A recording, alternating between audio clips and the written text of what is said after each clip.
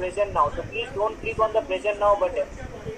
You all are requested kindly not to click on the present now button and please mute yourself. So a very good evening to all of you. So today we are going to start this international webinar which has been organized by the Department of History, and the topic of today's webinar is transformation of India diplomacy to self-reliance, its impact on foreign relations, Bangladesh, China, USA, Pakistan from Indian and foreign perspectives 1990 to 2020. So we have got with ourselves today Honorable Professor Shantishri Puri Pandit as the keynote speaker. She is the Professor of Department of Political Science and Public Administration, Savitribai Phule, Pune University, and she is also the President of IPSA, that is Indian Political Science Association. Besides that, we have got with ourselves as a distinguished professor today, Professor Subhashish Biswas is the Professor of Department of History and ex-Dean of Faculty of Arts, University of Jadavpur. We have also got with us Professor Saber Ahmed Choudhury, Associate Professor, Department of Peace and Conflict Studies from University of Dhaka. And we also have got with us Professor Raymond Thun Sun Lau. He is the lecturer of Department of History in Hong Kong Baptist University. We have also got with us Professor Dr. Devashish Nondi. He is the Associate Professor of Department of Political Science, Kazi Nazrul University, and he will also be chairing the session. And besides that, we have got Professor of Department of History, Kazi Nazrul University. So I welcome you. I welcome all the distinguished guests to this webinar. So before we proceed to our program, I will kindly request the Vice Principal of Vidhan Chandra College, Rishra, Dr. Ramesh Kaur, to deliver the welcome address and to welcome you all formally to this program. So, sir, it is now over to you. You can deliver your speech. Okay. Good afternoon, everybody. Respected, distinguished research persons, honorable dignitaries, dear colleagues, research scholars, participants, beloved Joint Organic Committee Secretary, Program Coordinator, Joint Coordinator, and affectionate students. It is really a great pleasure and privilege to be present in the international webinars organized by the Department of Political Science in collaboration with IQAC.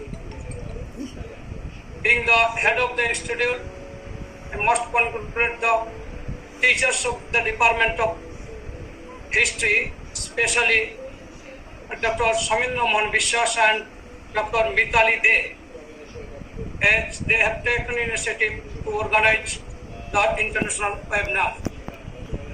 First of all, I, on behalf of Institute, must welcome respected research person, Professor Shantishri Puri Pandit, Department of Political Science and Public Administration, Savitribai Phule, Pune University, and President of IPSA.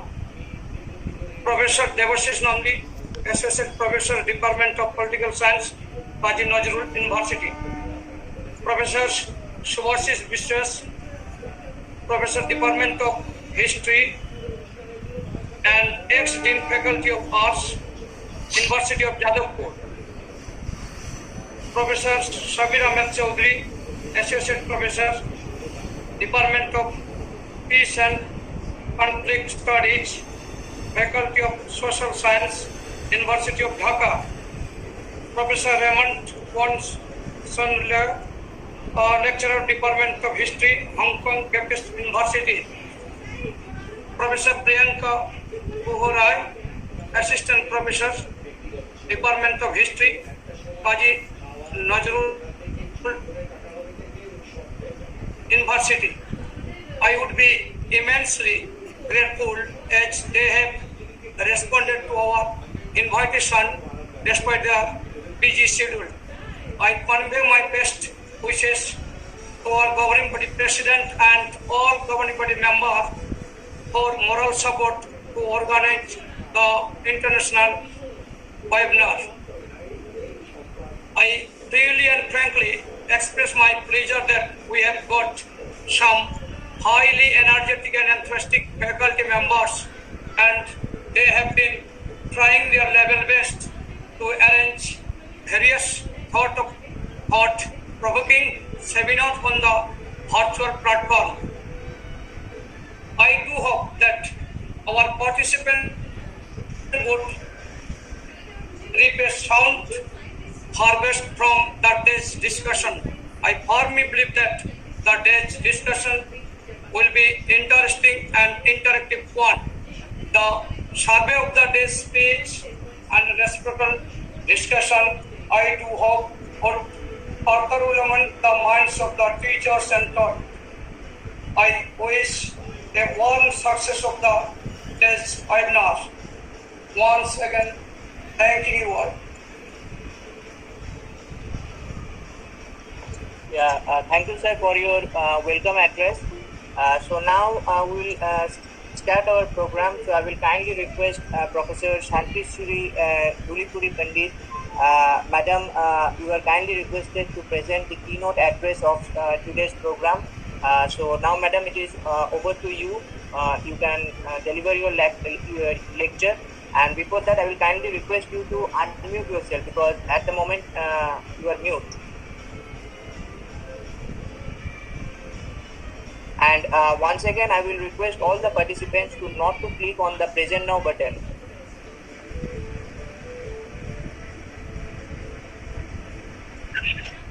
Good evening to all of you, respected faculty. Let me at the outset thank the principal and the vice principal and the faculty of the Department of History for inviting me to give this keynote lecture of the Vidhan Chandra College, HOOGHLY.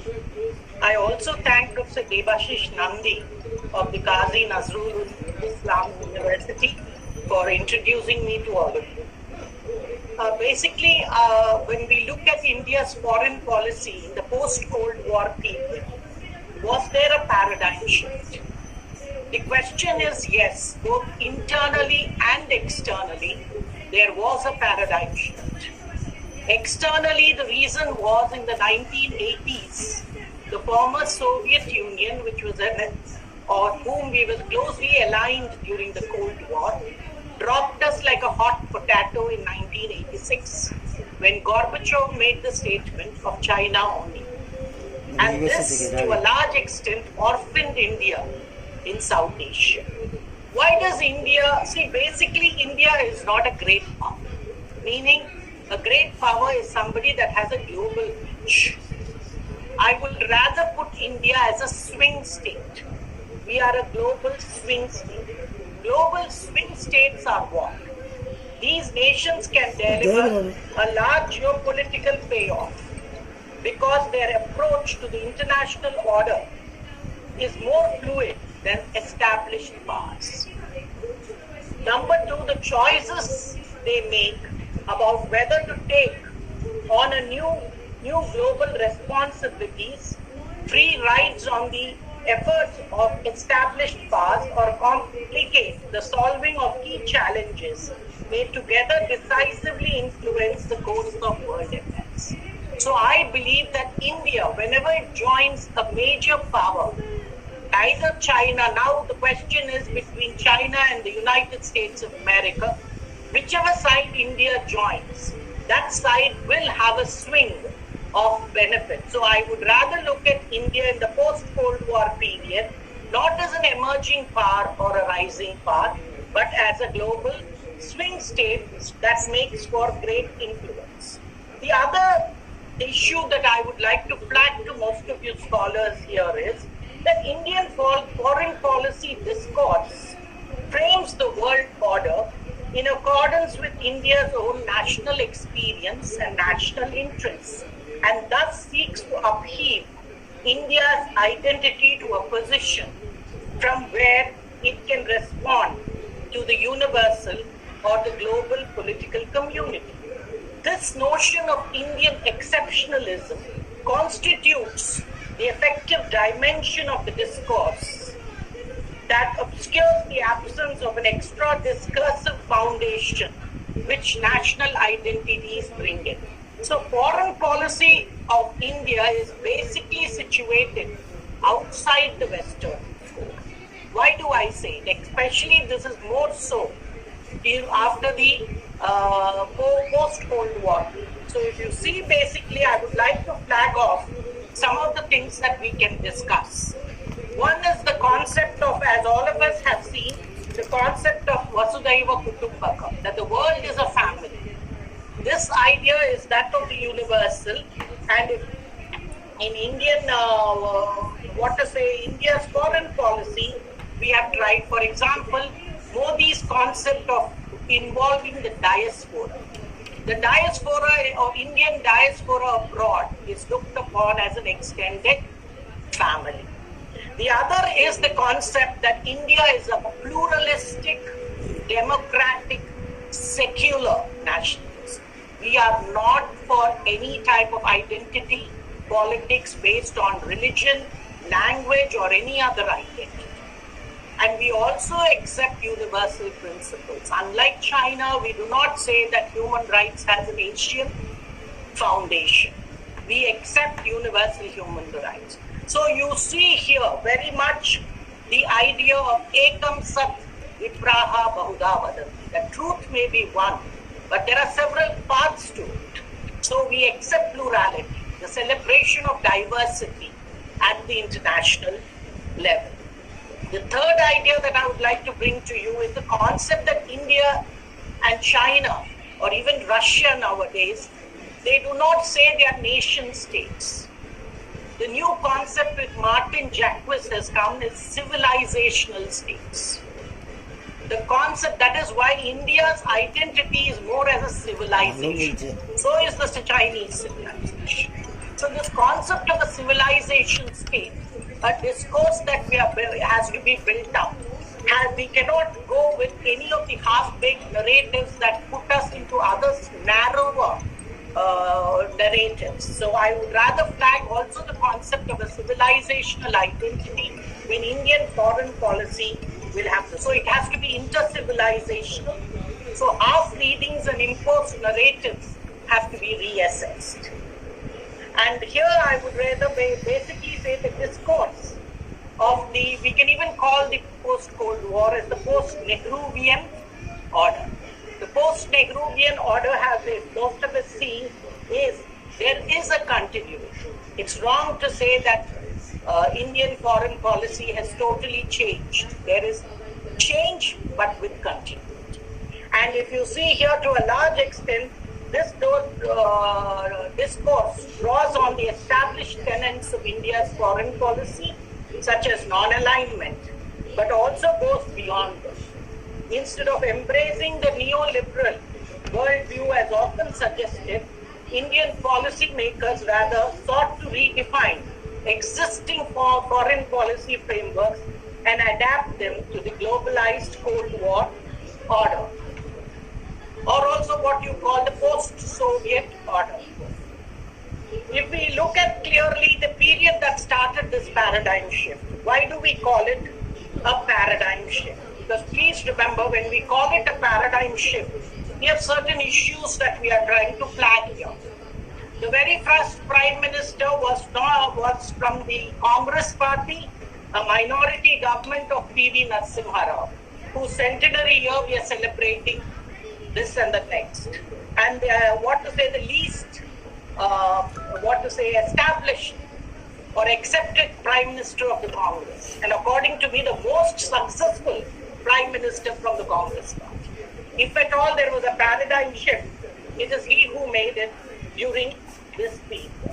I would rather say the genius of Narasimha Rao was that he was able to influence a lot of decisions even while coming across as a seemingly indecisive person.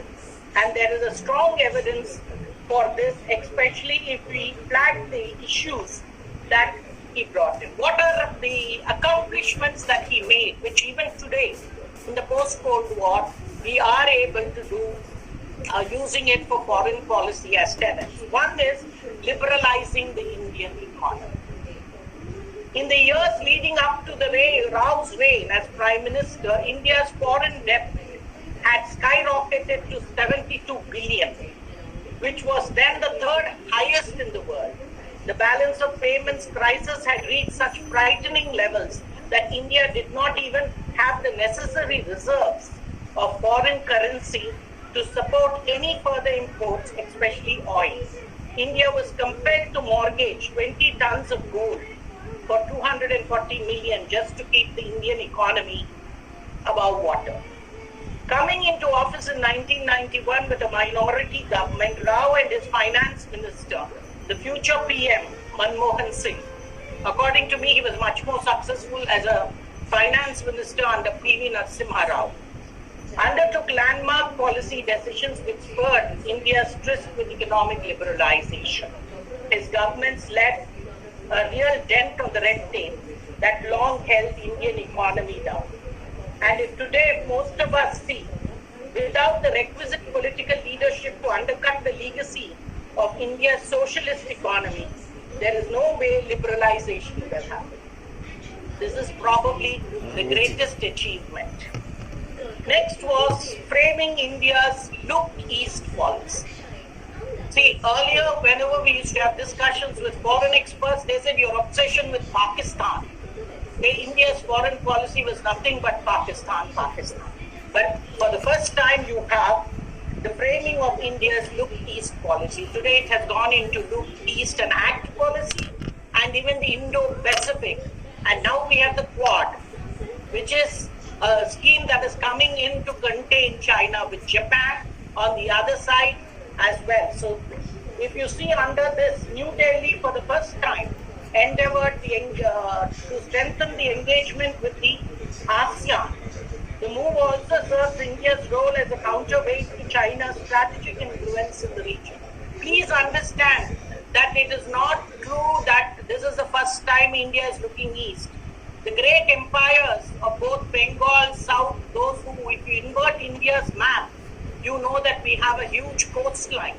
The Cholas were some of the ones who had permanent posts in Southeast Asia. Most of the culture and soft power was because of the influence of these dynasties in Southeast Asia and East Asia. If many of you know, etymologically and linguistically, Tamil and Japanese have a lot of common words. So a lot of things where you have. So this was revived during the P.V. Narasimha Rao period, and this to a large extent, this look east policy was a master stroke. And this was indeed a master stroke in India's foreign policy, because we moved away from our obsession with a small state, like General Roderick said, that Pakistan is not the threat, but China. Pakistan is a nuisance, it's a bandicoot. And as most of you know, because of the co-joining of Pakistan and China together, India has a very major problem. The third I would look, where I would see a major paradigm shift in the post-Cold War, where we moved, was the recognition of Israel by the P.V. Narasimha Rao government. On 29 January 1992, India established full-fledged diplomatic ties with Israel, something no Indian administration had the courage to do or could achieve or was willing to even entertain. From 1947, when India voted against the creation of Israel in the United Nations to establishing only limited ties, a tiny Israeli consulate in Mumbai with Tel Aviv, India had no presence in Israel. Rao changed the tie by ensuring New Delhi voted in favor of overturning the 1975 United Nations resolution, which stated that Zionism is a form of racism and racial discrimination. in December 1991. The decision, however, was met with real derision, especially amongst India's large Muslim population. In response, Narasimha Rao invited Palestine's tallest leader, Yasser Arafat, to New Delhi to a grand state visit in the following month. During the visit, Rao convinced Arafat for India's need to have better ties with Israel. In a major win, Arafat approved of Rao's plan, and on January 29, 1992, India established full diplomatic relations with Israel. This was statesmanship at its finest. Why do I say it? Because please remember, even for our improvement of relations with the United States of America, is basically the Jewish lobby. And this recognition of Israel was a blockbuster stroke. When Pakistan can have relations, why can't India have relations? But it was only P.V. Narasimha Rao who had the courage to do it. The next, most of you know, he also brought down insurgency in Punjab, the issue of terrorism, long before the war on terror started on September 11, 2001. And the other was, as most of us know, which is a very controversial thing that happened during his regime, was the bringing down of Babri Masjid, which was unfortunate, but that also made a major paradigm shift because with the Mumbai blast, most of you know in 1993, March 12, the Mumbai blast takes place. And for the first time, India makes it clear that there was a state sponsorer of terrorism. There are certain countries who use terrorism as an instrument of foreign policy, and that is Pakistan. And that Pakistan is the fountainhead of terror, training terror around the world. So he ordered the Indian intelligence apparatus to draw the world's attention to Pakistan's support and sponsorship of terrorism against India, despite significant pushback from the United States at that point of time. So if most of us see this paradigm shift does take place, and this brings in what I call the, debate that we are moving into the present Modi period of Indian exceptionalism. India believes that we have, major exceptionalism. Why do we say we are exceptional? Because in the world order, we don't accept the Western neoliberal order. Our idea of an international order is that of democracy and secularism, celebration of plurality, as well as live and let live and peaceful coexistence. As I told you, it comes in our concepts of the Vasudhaiva Kutumbakam, and most of you would like the two major Bengali thinkers, rather Indian thinkers, Vivekananda's gospel of spiritual oneness of humankind, and Aurobindo Ghosh, whom I call the real father of Indian nationalism, on his concept of Sanatana Dharma or spiritual nationalism, and Mahatma Gandhi's concept of what we would call non-violence and ecological conservation. And also, if you see with the Modi government, internal policies linked to foreign policy. So we have even the issue of cleanliness, Swachha Bharat, Ganga, and all this. So the world is one of overlapping identities and interests. And if we see with the Modi regime, what would be is the continuity or the change that has brought it. There have been a lot of writings on what is Modi's doctrine in foreign policy. I would say basically it is development with democracy and the diaspora. He has been one of the prime ministers who has tried to connect.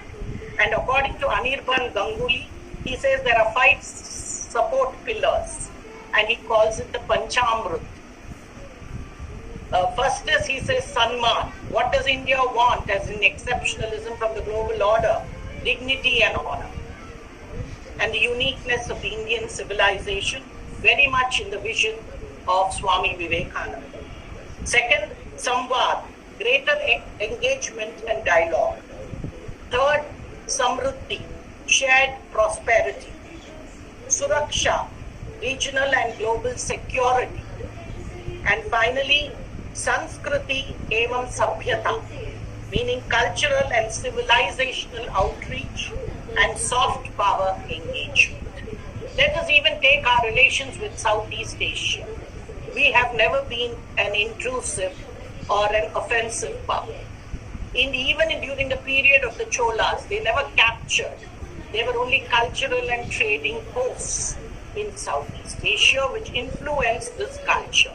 So it was more or less like a soft power.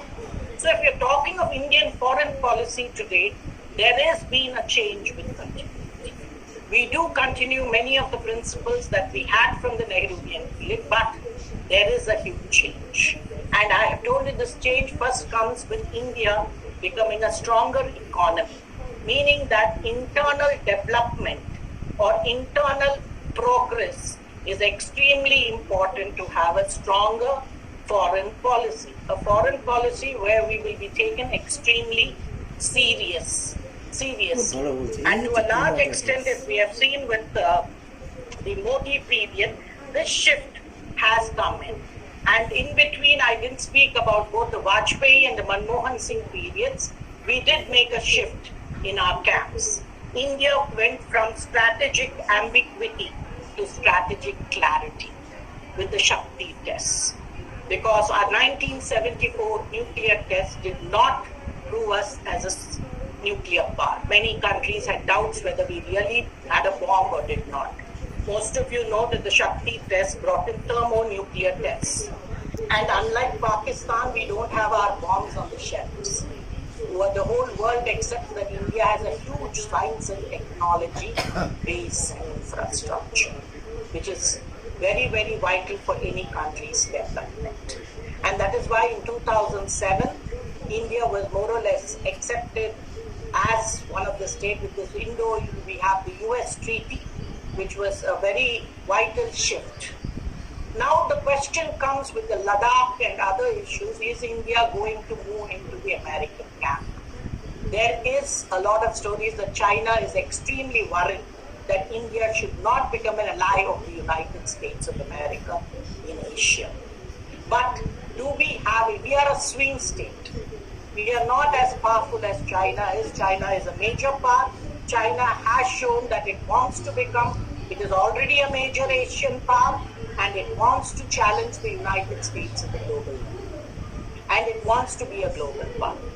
You see, so India, the question is, India will have to be at the same time with China, as if we say with the difference with Pakistan, if you have seen, India has always contrasted itself from Pakistan's being a theocratic, religious state to India being a secular, pluralistic and diverse state or nationalism, which we have always supported, and we believe in the concept of live and let live, or peaceful coexistence. China, we have had a more hedging policy. China has been both a rival as well as a partner. And the question now comes with the latest all the skirmishes we have had on the border, that India is not taking anything lying down. India is very different from 1960s. And this is also a major shift. As most of you know, India has the third largest standing army and one of the finest forces in the world, which is professional. So with these issues, in the post-Cold War world, we have made the shift to self-reliance, but we have still a long way to go. And we need the support. And we support a polycentric order rather than a unipolar order. Thank you.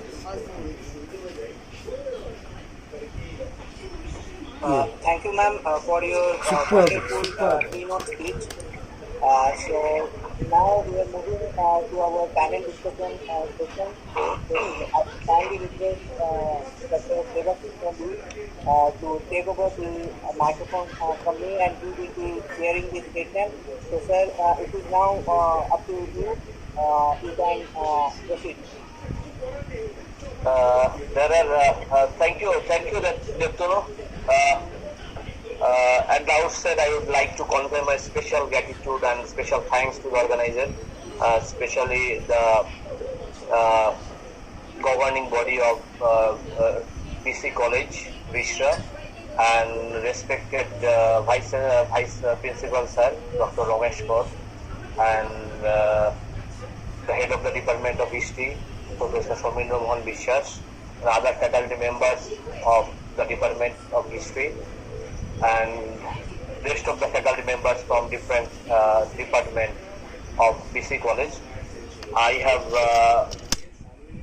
privileged to be part of this international webinar, and I am lucky enough to visit twice in this esteemed college in 2 different academic events, and I have pleased to visit this college, and I have noticed the continuous academic endeavors of this college. So the Department of History has rightly actually chosen this very relevant topic.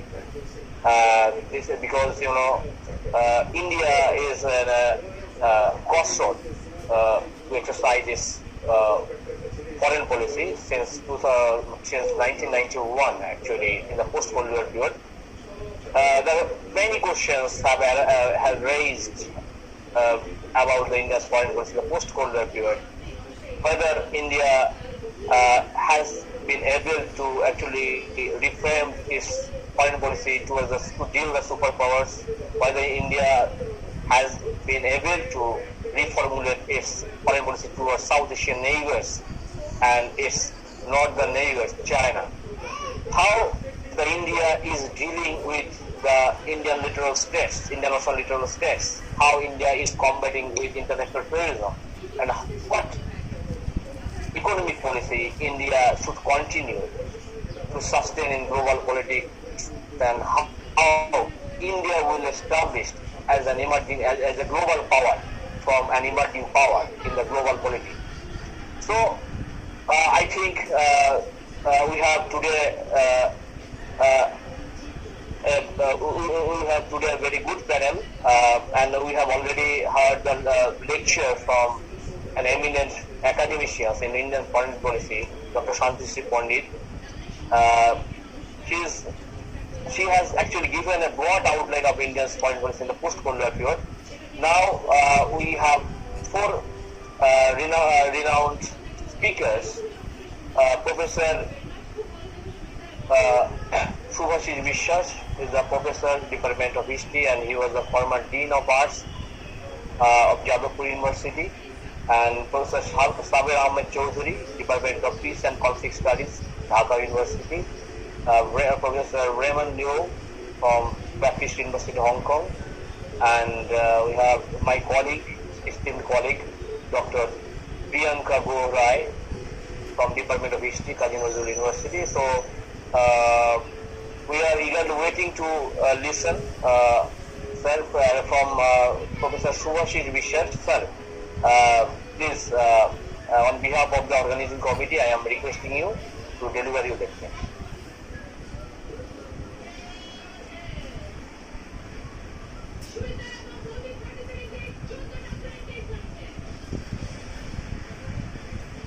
Subhashi sir, please unmute yourself. You are mute at the moment.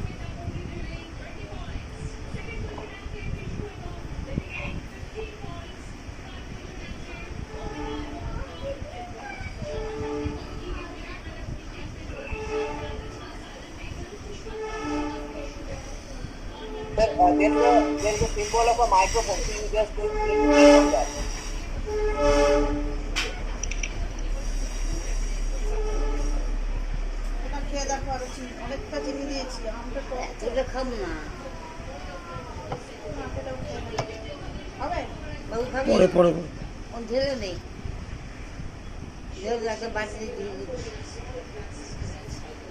Hello, Professor Bishwas, are you listening to me? Hello. Sir, actually his microphone is So what can we do? Just to know, we can start from the second speaker. And when the authority of Bidhar Chandra College for inviting me here. especially Dr. Nundi from Kazi Nazrul University, Asansol, and other people. And thanks once again to Dr. Santushti Pandit for her good paper. It was, amazing to listen such kind of analysis. Today, I'm just showing my slides.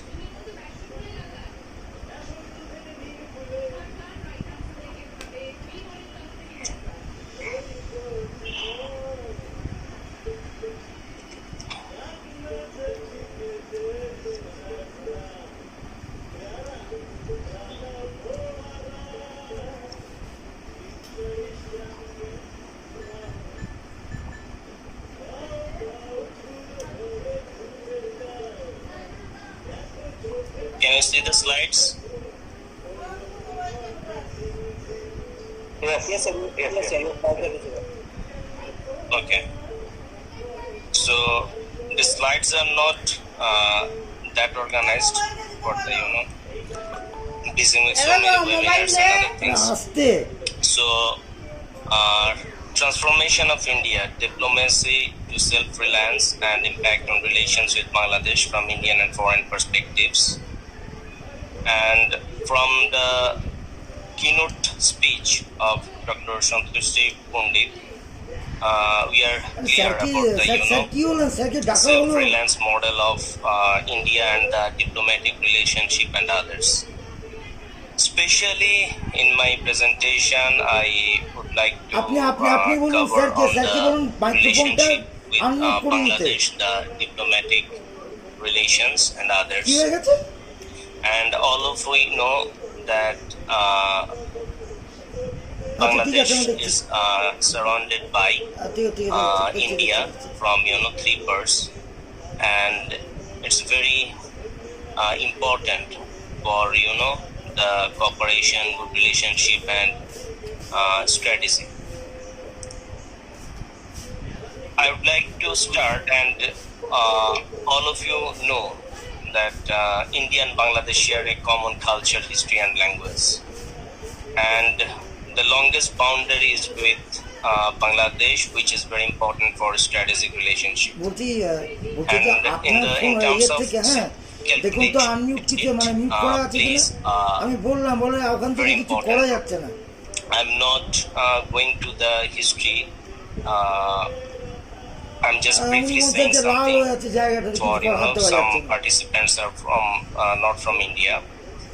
So it starts from Indira Mujib Treaty of 1972 after the independence of Bangladesh, and we always recognize the cooperation of Indian government in our independence war, and it was a very good relationship from the very beginning, and we are continuing this sort of relationship for a long time. Madam আপনি স্যারকে বলুন লাল জায়গাটার উপর press করতে বা click করতে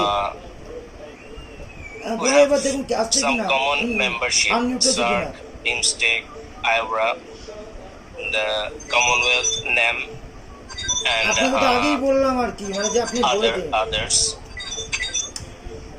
কি মুশকিল আপনাকে তো আগে বলা হলো যে আপনি ওকে বলুন যে ঠিকঠাক আসছে কিনা আমাকে আপনাকে তো 1 ঘন্টা বলে দিচ্ছি তো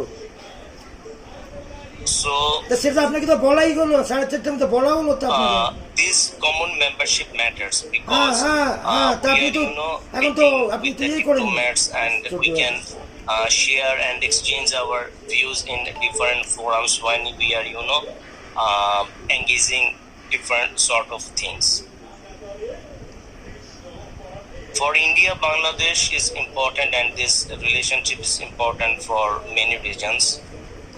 First of all, the connectivity, and the other things that India and Bangladesh have signed several pacts. So India can actually send goods and passengers over land across Bangladesh, connecting Bengal to Tripura. And we know about the Chittagong ports, and the Indian vessels will supply of goods and other things. And you people also know the Akhaura Agartala rail project and other projects within this country. There are many ties and hello, হ্যাঁ ওনাকে বলা হচ্ছে বোধহয় unmute করেছে না পরের so থেকেই, in a short যাতে একটু picture we দেবাশিসকে can বলেন cover করে নিতে everything. ওনারটা। Especially I am focusing on the diplomacy. And the thing is, recent developments we say about the Chittagong and Mongla ports in Bangladesh to move goods from mainland to India, use of Bangladesh Feni River water for drinking supply to Tripura, interim sharing of information of 6 rivers such as four, namely Muhuri, Goa, Gomti and others. And India has updated restrictions to entry and exit Bangladeshi citizens if they are traveling with valid documents to Indian ports. And from the beginning, if we just remember the diplomacy of the Mr. Nehru, that he engaged with the regional cooperation and other things. And it was just after the Second World War, the situation was a little bit different. And the Cold War situation, India maintained such kind of things. We know the non-alignment movement and other initiatives. But the focus of our today's lecture, that when after the Cold War, and we know clearly that the situation has changed remarkably after the Cold War, and India focused on the foreign policy in a different matter and tried to use the diplomatic ties with many countries from a different angle. In case of the visit of Indian Prime Minister, when we are going to analyze regarding the diplomacy issues, Indian Prime Minister Narendra Modi visited Bangladesh in 2015, and it was an important visit for the country. And we had a round-back visit of Bangladesh Prime Minister Sheikh Hasina to India and in 2017. And we know that during these visits, the two leaders had different issues to discuss with, especially the long-pending land and maritime boundaries things, the enclaves issues, conclusion of over 90 instruments, the cyber security things, space, information technologies, so on. And in today's lecture, we know about the diplomatic ties and other things, but as we have a common history and cultural similarity in different aspects, so I would like to focus on the tech through diplomacy especially. And all of you know, I am not going to discuss track to diplomacy. It's sort of informal nature diplomacy, and it matters. It matters when you need to have a relationship with your neighbor. And the momentum of greater regional integration was re-energized in recent years. But meeting all the challenges require more than business as usual. We know we have business trade relationship for a long time. And Bangladesh is a big market also for India, the market of 170 million people, and it's a big contribution to India's economy as well. And we are also different sort of trade relationship with India, and we are maintaining these things for a long time. And Indian High Commission of India in Bangladesh, every year governments offer scholarships to the students, and we know about the ICCR, Indian Council for Cultural Relations and other things. Colour হয়ে And গেছে না these things are going for a long time and exchanging the scholars, especially people from different sectors like people from administration, judiciary, and police. Other parts regularly they are visiting India. My wife, who was also working in the judiciary, she had the opportunity to have such kind of visit in India and narrate clearly what's the things going on there. So these kind of things always strengthen the collaboration in different sort of things. We also have collaboration on technical and vocational education and provide mutual support in scientific issues. And the excellence of India in their science and technology is well renowned. So we are sharing these things for a long time. As well, we know that it's very common for the people of Bangladesh to visit India for health issues, health and medical tourism, as well as a huge number of people visit India for tourism and travel purpose. And there are some statistics like that. In 2015-16 fiscal year, statistics published by Director General of Commercial Intelligence, India showed that every 1 in 3 foreign patients in India were from Bangladesh. So it's a huge number, and it develops the cooperation not only in the tech one diplomacy. It's formal, it happens, but the thing is, the love, the warmness of people in both countries. We exchanges our views and have personal level cooperation with each other from these visits and other things. Cross-cultural programs, we know that this region is culturally very rich and we share the same cultural heritage. And cross-cultural programs not only enrich the cultural dimension but also promote cross-cultural cooperation among the countries. And cultural exchange plays a key role in enhancing the bilateral relations, as culture is a notable medium that fosters better understanding and appreciation in different levels. In Bangladesh, it's very well known, the Indira Gandhi Cultural Center. It's operating for a long time, organizes different sort of programs, try to work on the cultural and it's a long history, and you people know very well. So it has a very adverse effect on the irrigation and the agriculture on our country, and people sometimes have some sort of using this agenda about when the dealing with the diplomacy things, and the Bangladesh government are trying for a long time to work on these issues. We have some sort of border disputes.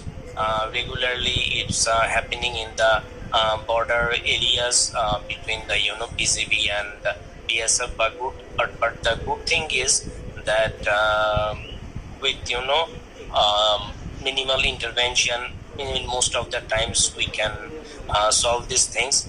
But it's also very important to have good solution with these things. And the very popularly known the NRC things, the National Register of Citizens, it had from the beginning some sort of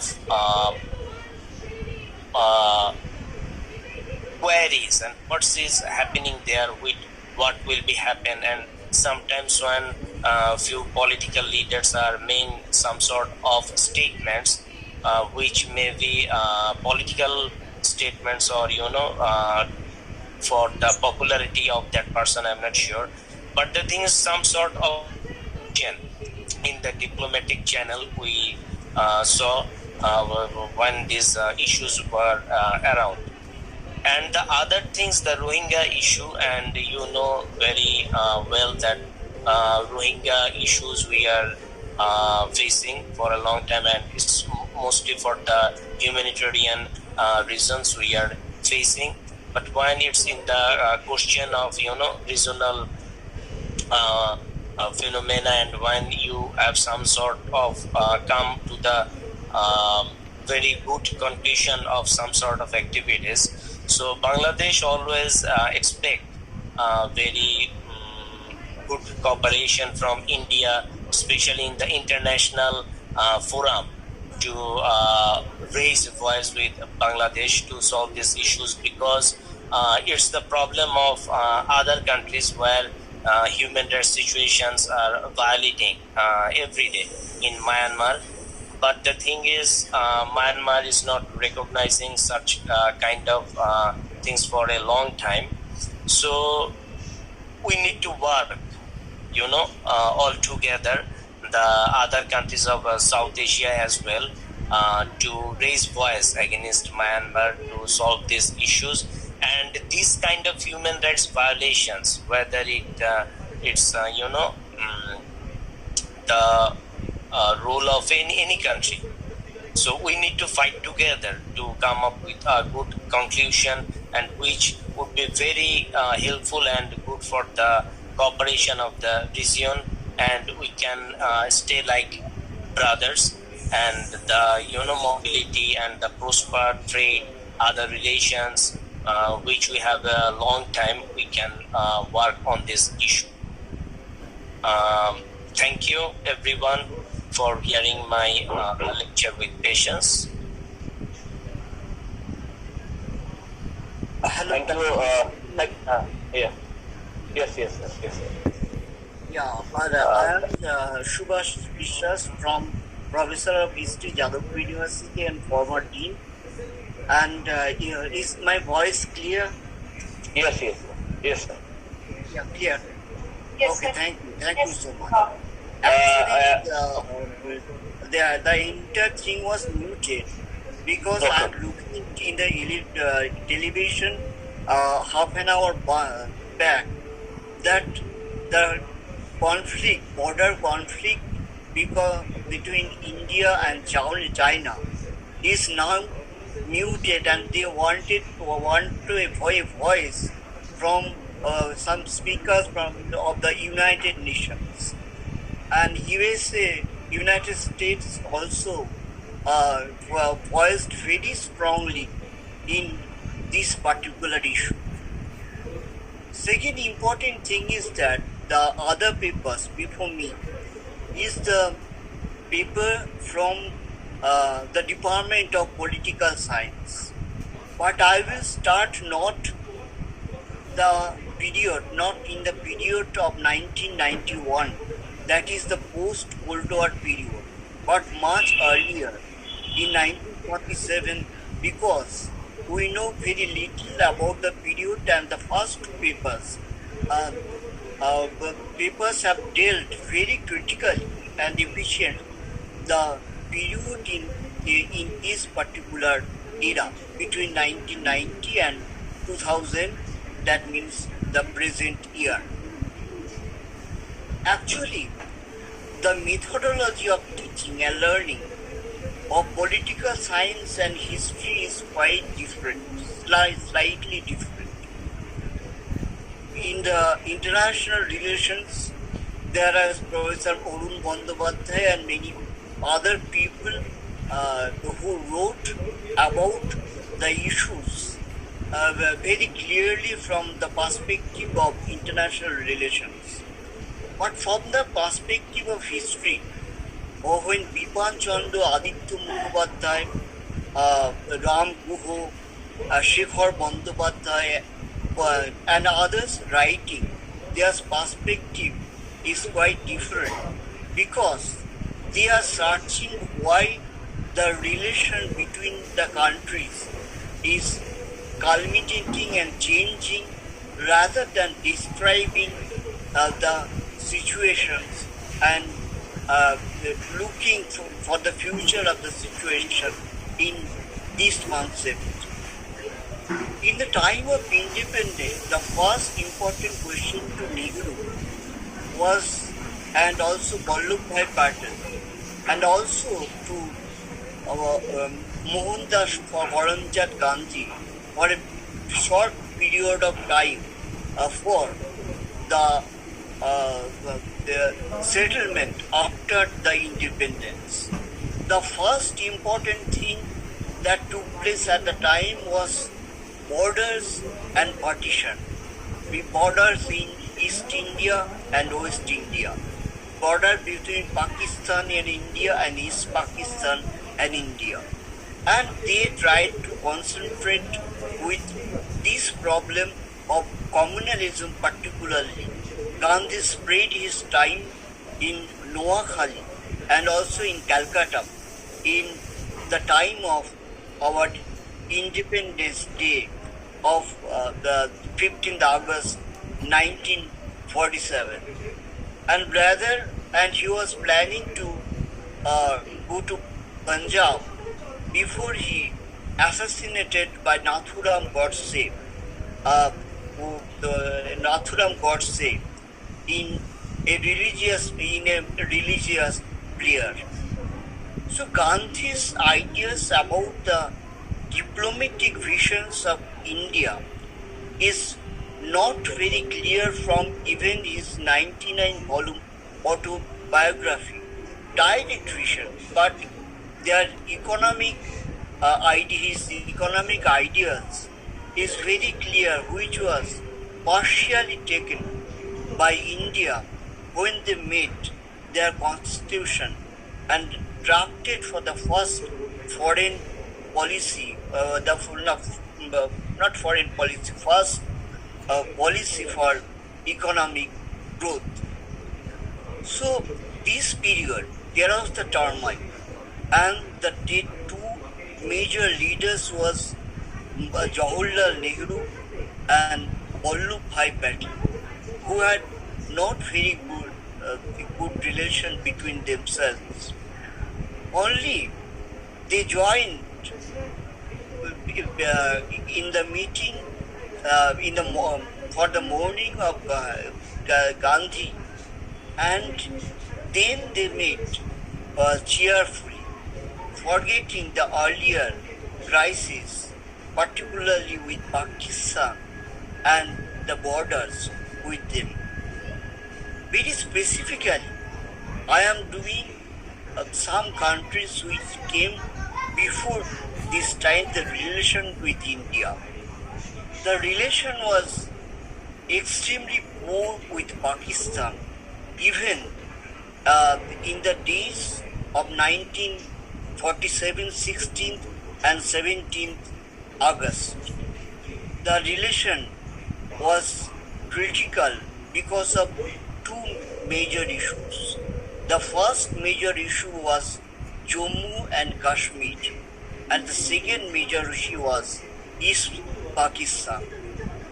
In the first major issue, the valley was ruled from Jammu by Hindu ruler, and the Kashmir portion was mainly populated with the Muslim population. There was crisis, and the main feature of the option was Sheikh Abdullah, who wanted vote, but who was not confident about winning in the vote. The vote was whether the people would join India or the people would join Pakistan. So the crisis of Pakistan continued in the warfare in Jammu and in Kashmir. India sent the military army later on, captured many parts, and it continued till 1980s, 1990s, till the days of Kargil warfare, and it was not solved. In case of Bangladesh, East Pakistan, the problem was solved by the new Chief Minister, Mrs. Indira Gandhi, and India helped a lot in the anti-Pakistan war to the East Pakistanis. Mujibur Rahman's leadership was supported by Mrs. Gandhi, and they marched into Dhaka, and Bangladesh actually declared as independent country and sanctioned by as a separate sovereign nation by the United States, and also accepted by the West Pakistan as an independent nation after that. That was the major problem with Pakistan that we have in the second time as the borderline country of India. The other crisis was with China, which I will deal slightly later on. There are problems with not only Bangladesh, China, USA and Pakistan, but also with Sri Lanka, where there was the problem of LTC, and also there was the killing of Prime Minister Rajiv Gandhi in this particular issue. I am just going straight to the issue of China, which is a very important issue at this moment. And the Indochina War of 1962 was a direct defeat of India and a misunderstanding of the mentality of China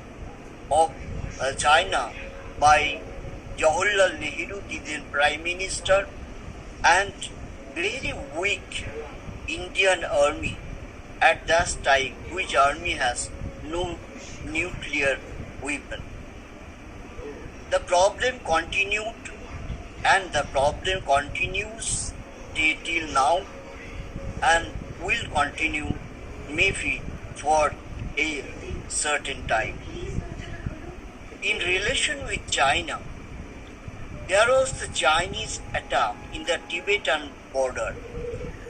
Then Dalai Lama escaped from the border and took shelter in India, in Dharmashala in India. And China captured one side of the border till Sikkim, and India could not resist the organized army of China.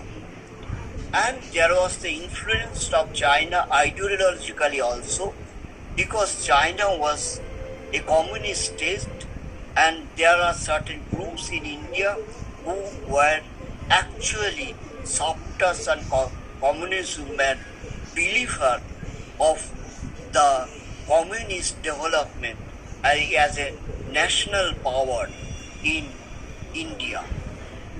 The Chinese relation is continued and will continue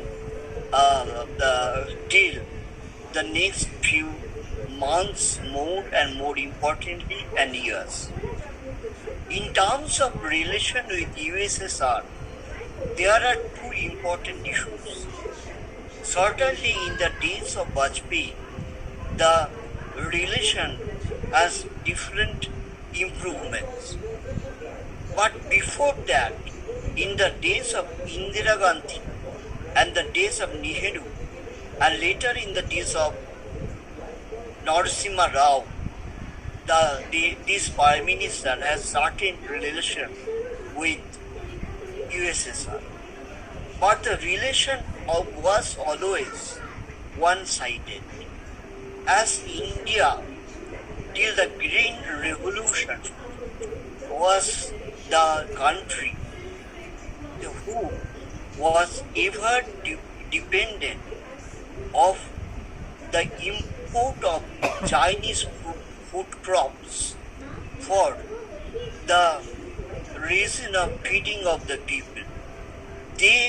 India was not a self-sufficient country in terms of food production till the Green Revolution, which reduced much of the time. Secondly, the nuclear pact with the USSR, the USA, United States of America, played also a very important role. The India is a nuclear power now at the time when also the Pakistan, the other country, has a nuclear power. But India had no uranium resources in the country and had to import uranium as to run even atomic electricity in the factories and households after 30, 40 years, and it turned a relation of a good relation with the United States of America at that time. And at the moment, in the recent weeks, due to a certain disease and other things, even when India is going to be associated with be a participant of a warfare with China, the American government may support or may not support, or the chances of its support is very, very high and very, very risky, because of the thing that when Chinese, if anytime Chinese army will come to India for help, I have the doubt, and many other persons of doubt, how many soldiers of the army will come without the disease of COVID-19, which is one of the strongest disease in the world in America, and this is the dialectics between the India and United States. So the relation with Bangladesh, Sri Lanka, China, and also China and also Pakistan has different dialectics yet to be solved, and will be solved, and the solutions will be given and also started giving by the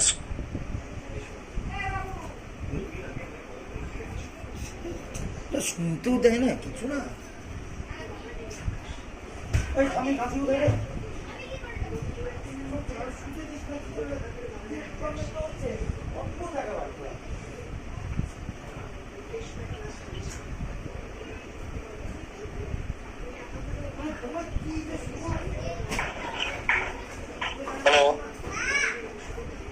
Hello, Professor Vishwas. Are you listening to me? Hello? Hello? কাঁচি না, এখান থেকে এ করে দেন। এই কাঁচি কোথায়? তুই তো ঠামির করতে কাঁচি বাজি নিয়ে আসিস। কাঁচি দিয়েছিস? তুই বার করে দে। তুই বার করে দে, বিয়ে বাচ্চা। Sir, I think he is having some problem with the audio. Okay. He is visible in the screen. Yes, he is muted. Yeah, that's Right. not regular committee. Let's wait a short while.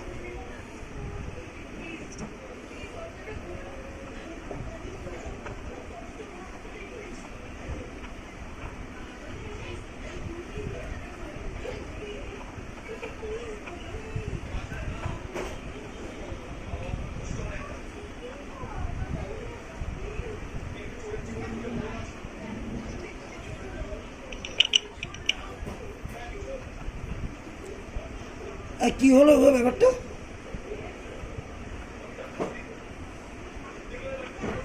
রে দেখছি hang করে গেছে বোধহয়, mobile দেখছি না।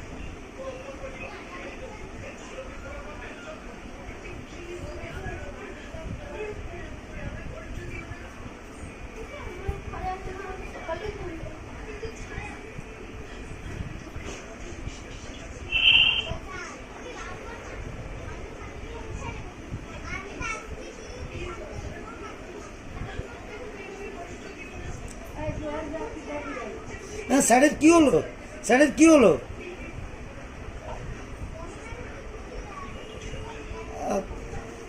আচ্ছা connect করতে বলুন একবার একটু।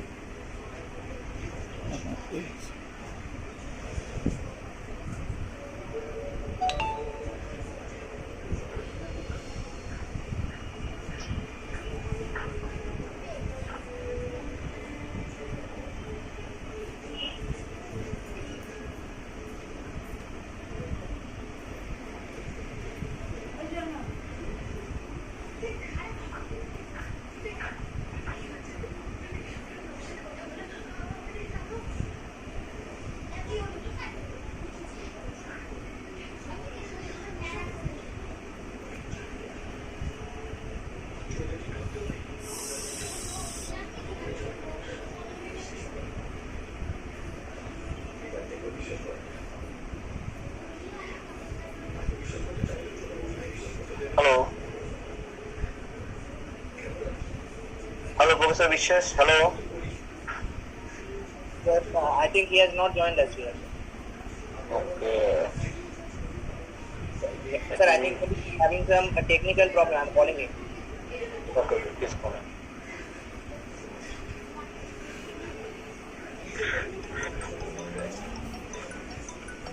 Actually, due to some technicalities, we are not hearing Professor Vishwas. So I think he will join us in later on. So actually,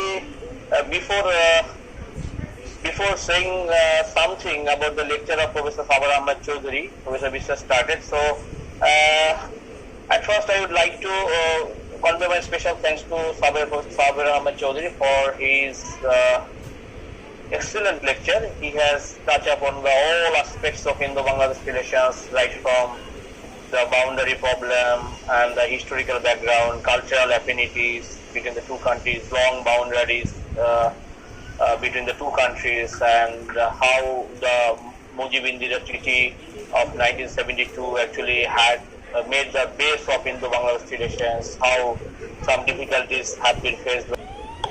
Is there any question, anybody, please? Sir, I have Yeah. Yes, please ask the question. Yeah, please ask the question. Good evening, Sabir Ahmed sir. It's a pleasure listening to you from India, and your presentation was very good. We got the entire insight, the past relation with Bangladesh. So my question to you is like this seminar is very relevant with whatever is happening at the international borders between India and China and Nepal. So the first part of my question is, you have heard about the recent protest that was going on over the CAA bill, Citizen Amendment Bill, and there was a lot to do about the migrant workers, the people, illegal immigrants, as it is being called by the government, who are coming from Bangladesh into India. So what is the take of the people and academicians like you about the protest that was going on, the government stand and the stand of the people of India? What do you have to say about the bill, the most controversial bill?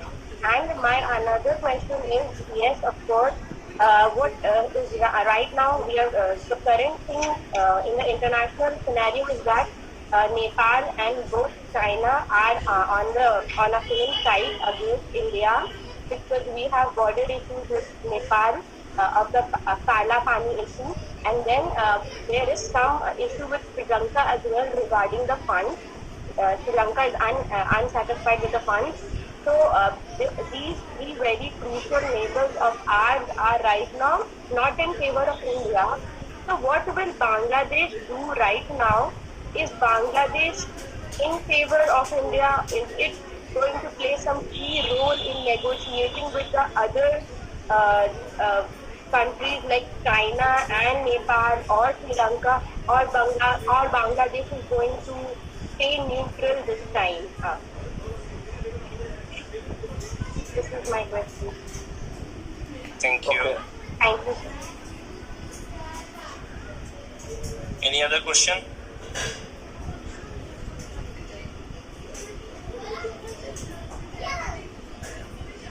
Okay, then please continue, sir. Okay. Yeah. So thanks for the questions, and these are very good questions. First of all, both the questions have some sort of similarities. If we would like to say about the, all of us know about this present border issues between, tension between India and China. The thing is, there is no normative things in this diplomacy matters and this war situation or conflict situation. So the thing is, who is going to or able to negotiate with China now? In real sense, if you would like to say, no one. So the thing is, it's mainly the problem with who will be the number one power of the world. And you know that in the business schools from 20 years back, they are just starting Chinese challenge 2030. When I was Norway long ago, the famous Norwegian business school, they had a paper on Chinese challenge 2030, long ago. So world was ready, and it's mostly the game is between, it's mostly the USA and China. But the thing is, for strategic purpose, and this foreign relationship, we know what was the relationship with USA and India in the 70s. Everyone knows. But the thing is, for their better sake or for strategic relationship, USA built good relationship with India, and obviously China did not like these things because the main thing is the trade. The trade. If you can, have good access to any government or the state, it will helpful for your trade. And in that case, what is my understanding?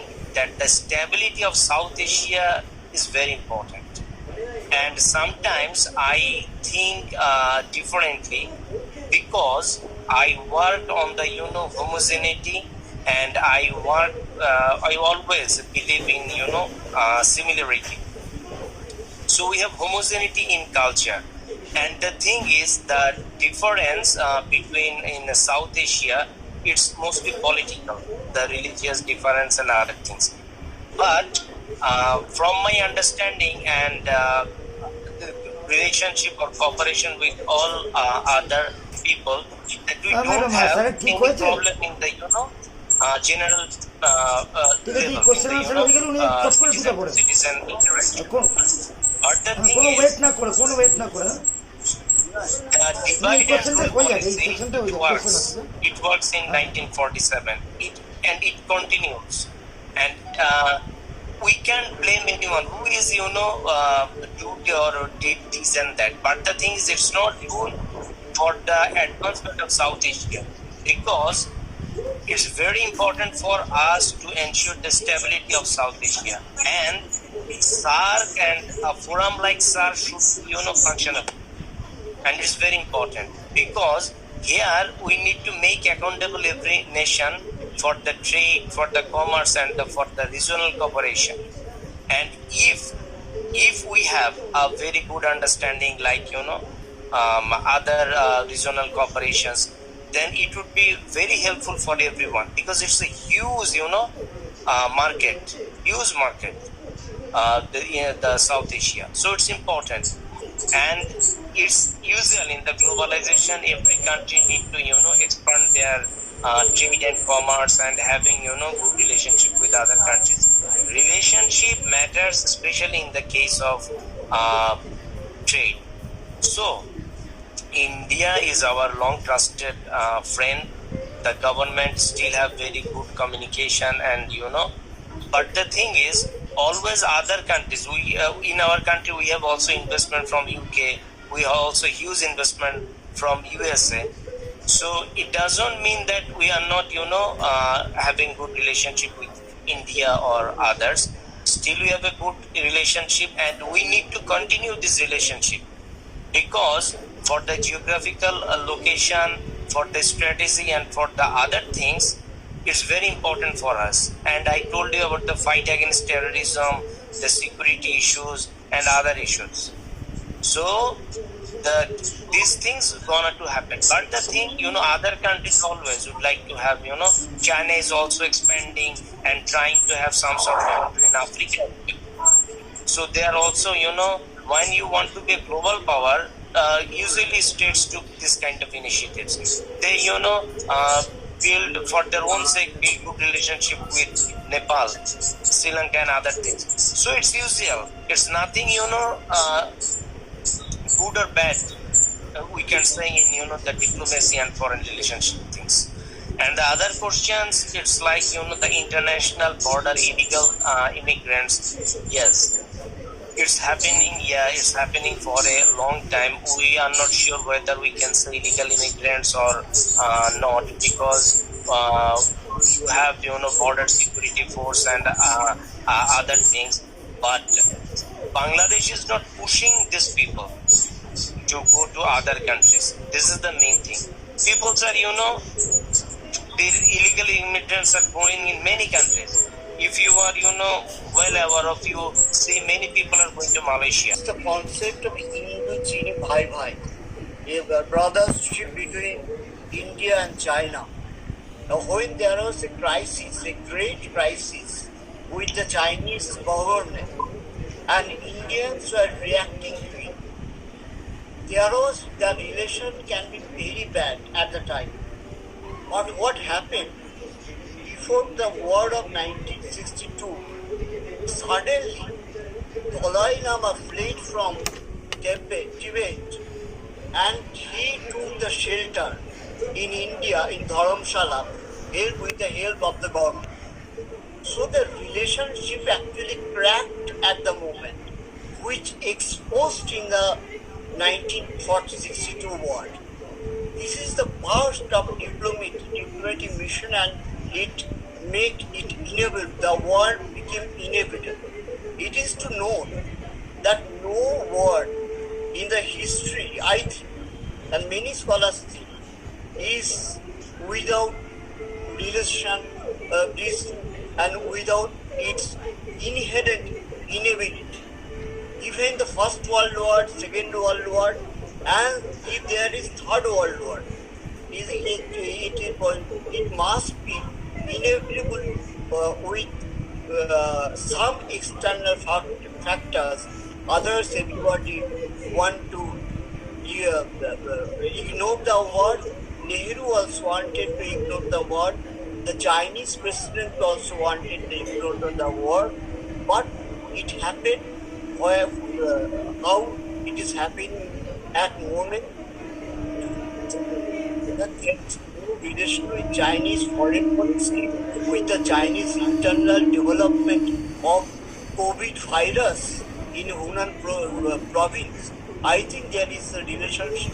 There is a strong reaction of India, particularly with the organization of World Health Organization, and everything is related, and we have to look critically.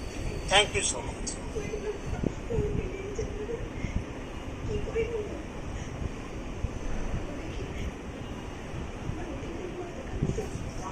Devasi sir, you are kindly requested to unmute yourself. Right now you are mute. Okay, if there is no question, then we can move for the next speaker.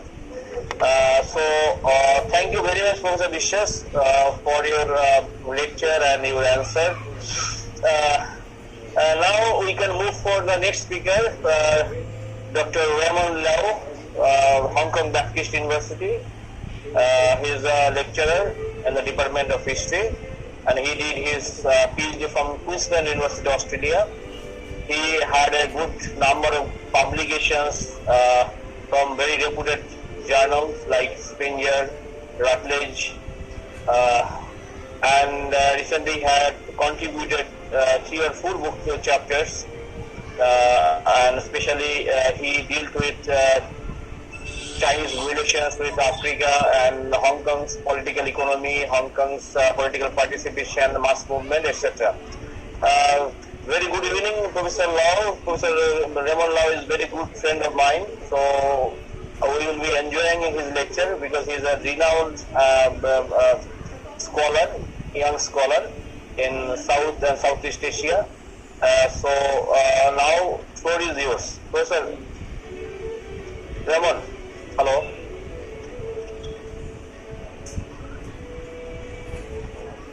Professor Raymond, are you audible?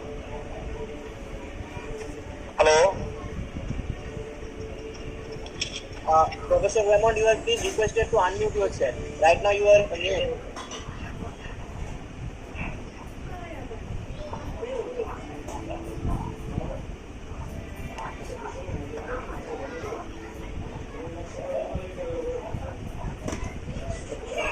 Doctor, please put a message to Raymond Leo Yes, sir. I'm doing. on chat box. Okay.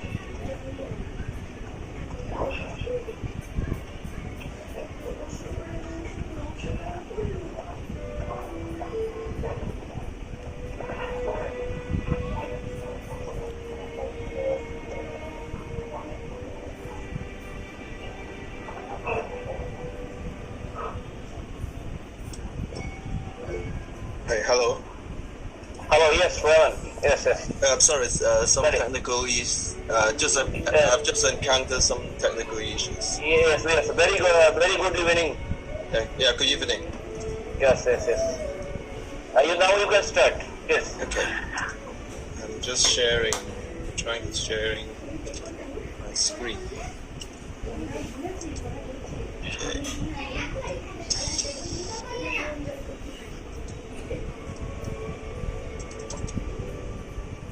Okay. Okay.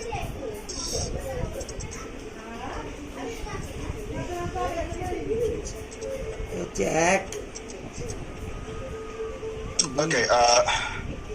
Good afternoon, everyone.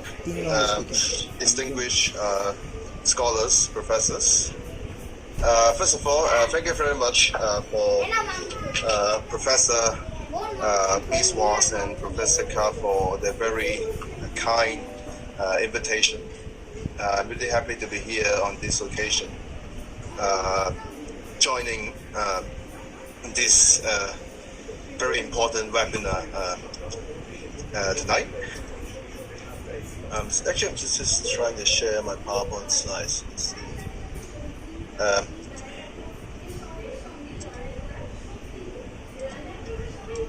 I'll just see if I can.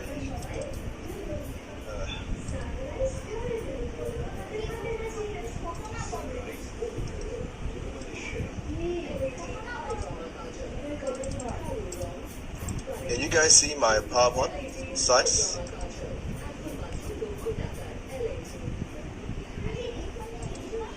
No, it is not visible.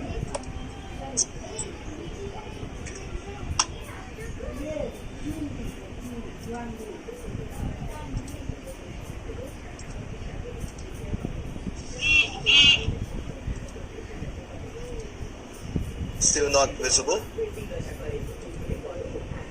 No, it's not visible.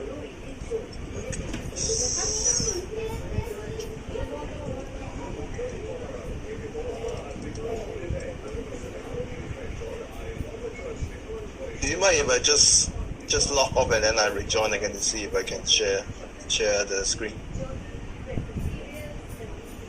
Yeah, I will. Okay, I will come. Yeah. Okay, you can do that.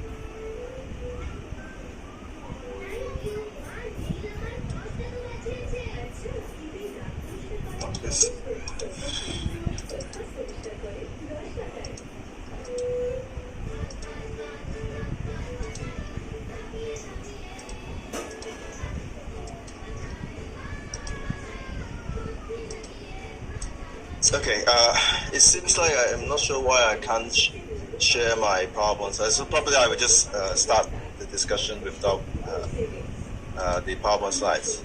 Apologies for that. Anyway, so once again, thank you very much for this very kind invitation. I'm really happy to be here on this occasion to share my preliminary observations on the China's foreign policy making and its probable implications for India in the post-COVID-19 world. So probably many of you may be aware of this, right? In recent years, what we have witnessed in terms of China's foreign policy making is an increasingly aggressive stance being adopted by the Chinese foreign ministry against the US, Australia, and some other countries. And this increasingly aggressive stance being adopted by the Beijing authorities has increasingly adopted as the so-called wolf warrior diplomacy. Right? One of the iconic figures, his name is Mr. Zhao Lijian. So probably you guys have got the chance to play Twitter. So probably you guys can have a look on Mr. Zhao Lijian's Twitter account. Some of the messages, I would say actually what we have witnessed from his official Twitter account is a constant exchange of wars of words between himself and some of the high-ranking US officials. And in many ways, this so-called wolf warrior diplomacy, this somewhat aggressive diplomacy or foreign policy making of the Chinese government has stood in stark contrast with the foreign policy making during the early 2000s, say during the President Hu Jintao's period.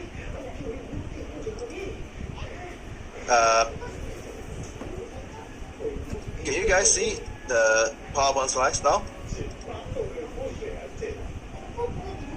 Yeah, it is visible now. Oh, okay. Yeah. Thank goodness. Anyway, so what I would like to do for tonight's webinar is, first of all, making sense of this dramatic shift in the patterns of China foreign policy making. I mean, what we are witnessing here is a fundamental transformation of China's foreign policy makings in the 2000s from what can be known as the so-called soft power diplomacy to what can be known currently as the so-called wolf warrior diplomacy since President Xi Jinping came into power in 2013. So the second thing I would like to do is to offer some of the possible explanation for this fundamental change. So like what are some of the major driving force behind Beijing's change of its manner and methods of foreign policy making, and what its probable implications for India. Okay, so the argument that I'm trying to make in this webinar is that this shift from soft power diplomacy to the wolf warrior diplomacy does represent a radical departure from the foreign policy tradition of China. And this dramatic change of Beijing's foreign policy direction, as I argue, is attributed to Beijing's efforts to demonstrate its growing confidence on the world stage, as well as to facilitate President Xi Jinping's so-called Chinese dream of national rejuvenation. Okay, so what I'd like to do for tonight is, first of all, we will look into some of the, very briefly, some of the rationales and traditions of the foreign policy making in China since 1949, since the establishment of the People's Republic of China. And then we will look into how the Chinese see the world, I mean in terms of understanding the Chinese worldviews and its relations its relationship with the Chinese foreign policy making. And then I will elaborate a little bit more on the soft power diplomacy under President Hu Jintao since the early and mid-2000s, and then a very brief discussion of this conduction of the so-called wolf warrior diplomacy since President Xi Jinping came into power in 2013. Last but not least, I'll try and look into some of these probable implications for the future of India-China relations. Just very brief, talking about the foreign policy rationale and traditions of the People's Republic of China since its establishment in 1949. I would say in many ways the guiding principles of the foreign policy making in China could be understood as something like principles of non-intervention in the domestic affairs of other states, as well as the non-use of military force. Okay, particularly important here perhaps is the so-called 5 principles of peaceful coexistence. Again, as many of you may be aware of this, right?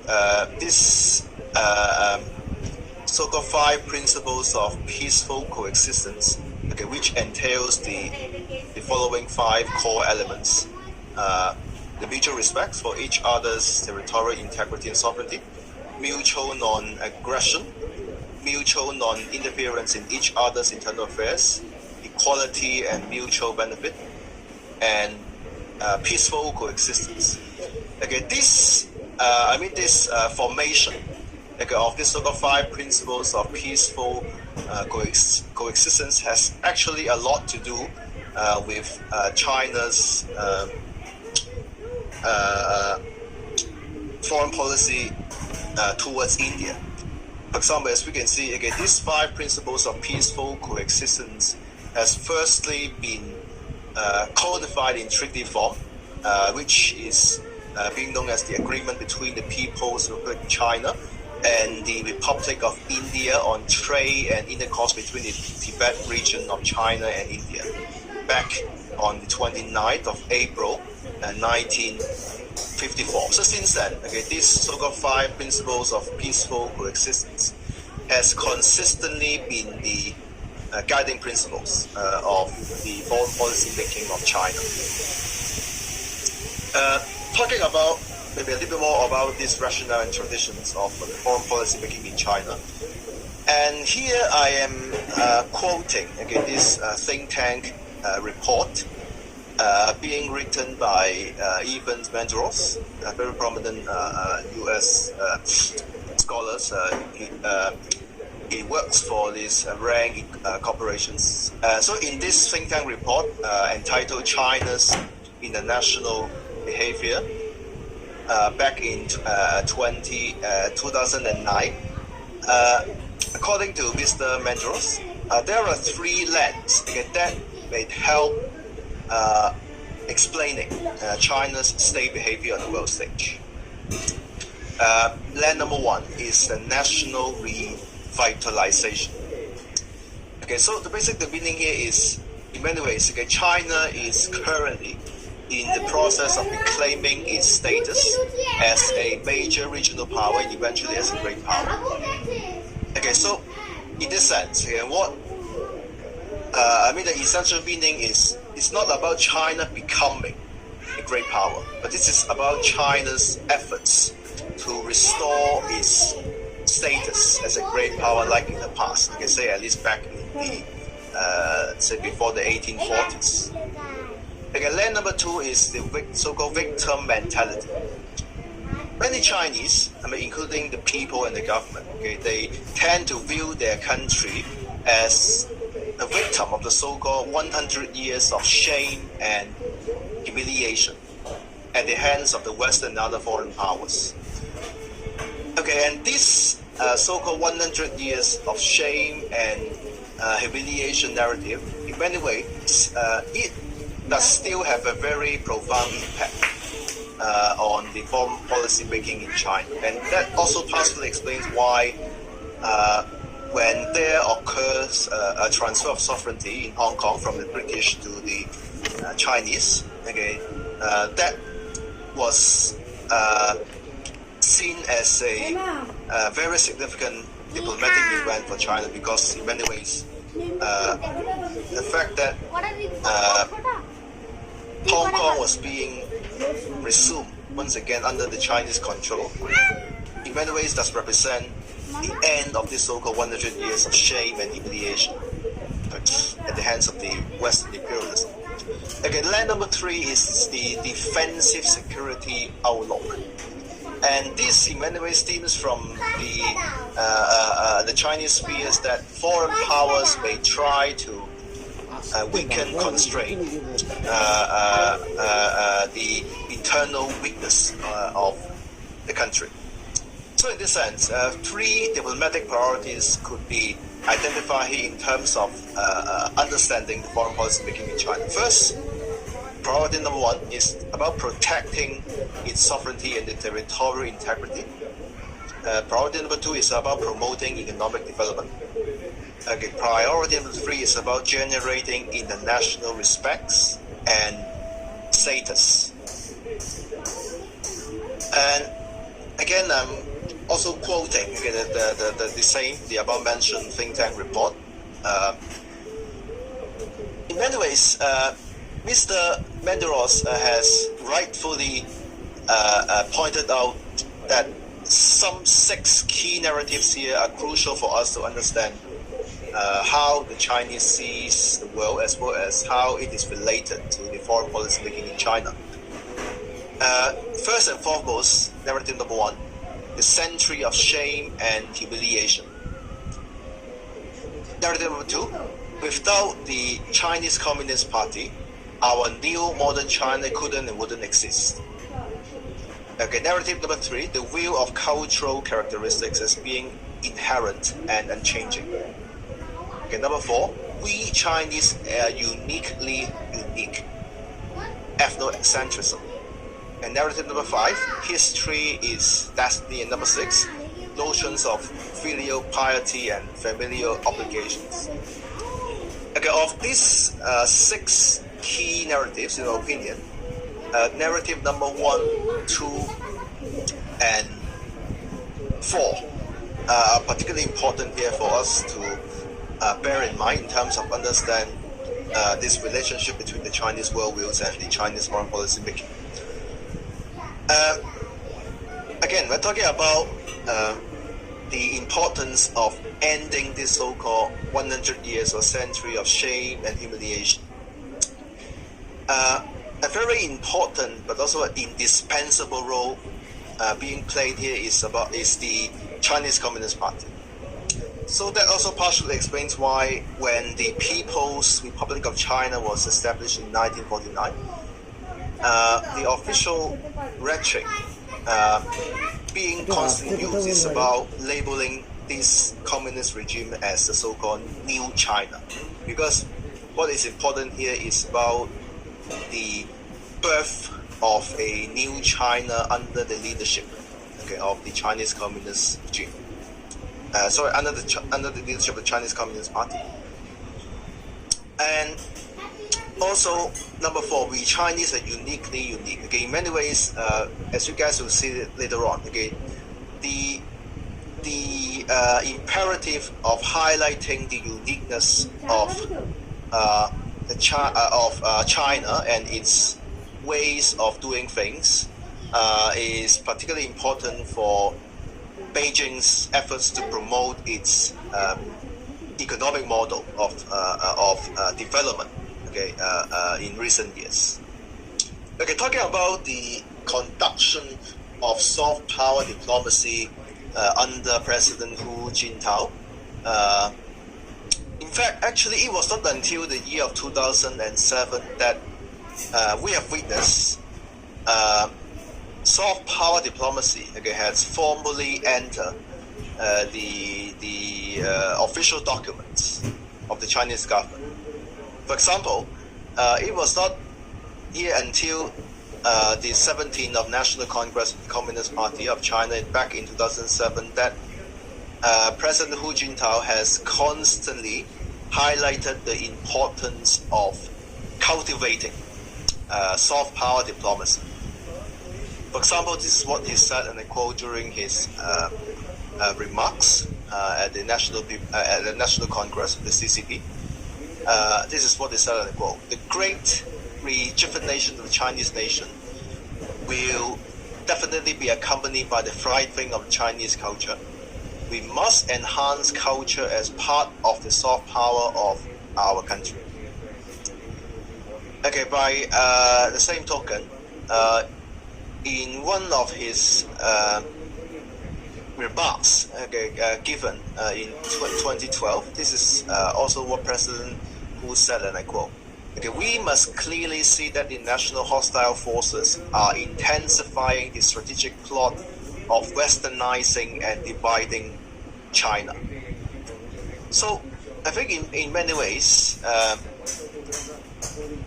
what is important here for us to bear in mind here is the reason why soft power here is being named as important for the cultivation of the foreign policy making is China is it is totally in line with the official rhetoric of the so-called peaceful rise in China. Again, this is a very important foreign policy doctrine being advocated by President Hu Jintao during this period. Again, the essence of this so-called peaceful rise rhetoric is that the fact that China is getting stronger and stronger is not going to constitute a threat to the rest of the world. So this is about highlighting the uniqueness, right? The uniqueness of China, as a peace-loving country. Right? And in many ways, this cultivation of soft power diplomacy, the rationale behind is about counterbalancing the Western tendency to demonize China, at least seeing this in the Chinese points of view.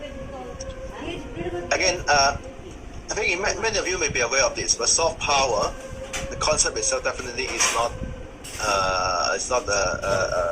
a Chinese invention, but this is a concept being firstly coined by Joseph Nye, right back in the early 1990s.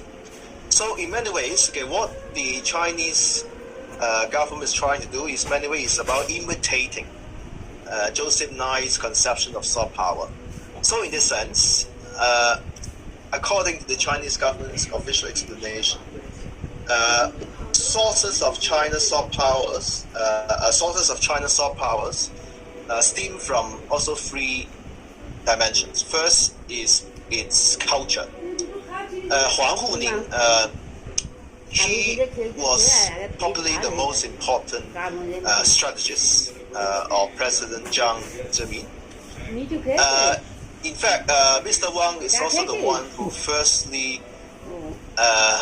has firstly written a Chinese article on this conception of soft power. So in other words, he was the one who first introduced Joseph Nye's concept into China. So according to Mr. Huang, here these are some of the good values in traditional Chinese culture. So this is against this backdrop that the establishment and the construction of Confucius institutes have begun, because it is about using the Confucius institutes to project China's cultural soft power across the world. Of course, it is here very important for us to understand some of the very important political agendas or political functions that the Confucius institutes to serve. Right? First is about presenting or projecting a kinder and gentler image of China to the rest of the world. Again, second, that has something to do with China's traditional foreign policy goal of marginalizing Taiwan's international influence. Of course, but that has something to do with China's efforts to eventually reunify Taiwan, right, with the mainland.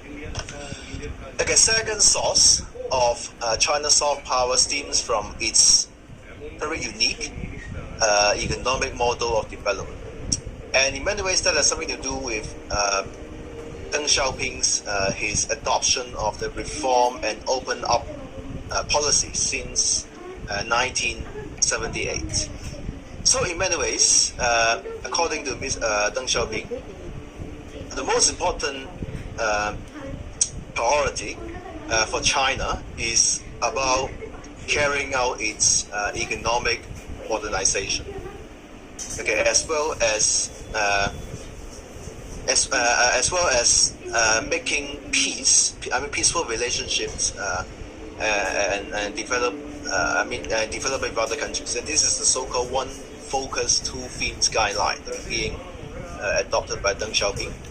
So accordingly, the rationale behind is a relatively peaceful world, okay, is crucial or is conducive for China to carry out its economic development, and thereby, okay, this could attract more trade, investment, and economic cooperation from some other countries. And after some 4 decades of high-speed, double-digit, very impressive economic development, the Chinese government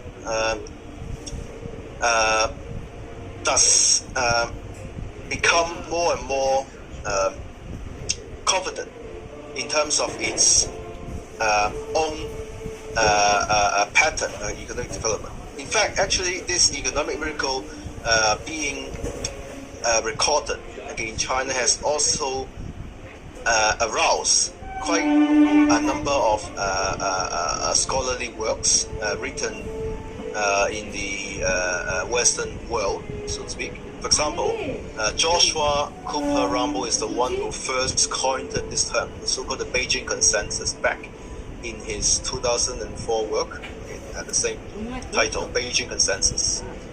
So, if there is such a thing called so-called Beijing Consensus, or if there is such a thing called the uniqueness of the China model, I would say this is basically something like about a country can achieve its economic prosperity without becoming liberal democratic. So in many ways, this economic miracle being adopted by the Chinese government has made the Beijing authorities to become more and more confident in the sense that it could present alternative political economic model to the rest of the world. In fact, actually, during also this period, we have also witnessed quite a number of discussions and debates surrounding the Chinese intellectual circles. Regarding this uniqueness or the significance of this so-called Chinese model of economic development. The third source of China's soft power stems from its so-called good neighbor policy. So basically, this is about engaging peaceful foreign relations with its neighboring countries through engaging in peaceful settlements of disputes, as well as establishing mutually beneficial economic ties with the neighboring countries. So, I think the question that is worth asking here is, after some, say, 10 years or so, right, of China's efforts to cultivate the so-called soft power diplomacy, is China's soft power strategy working?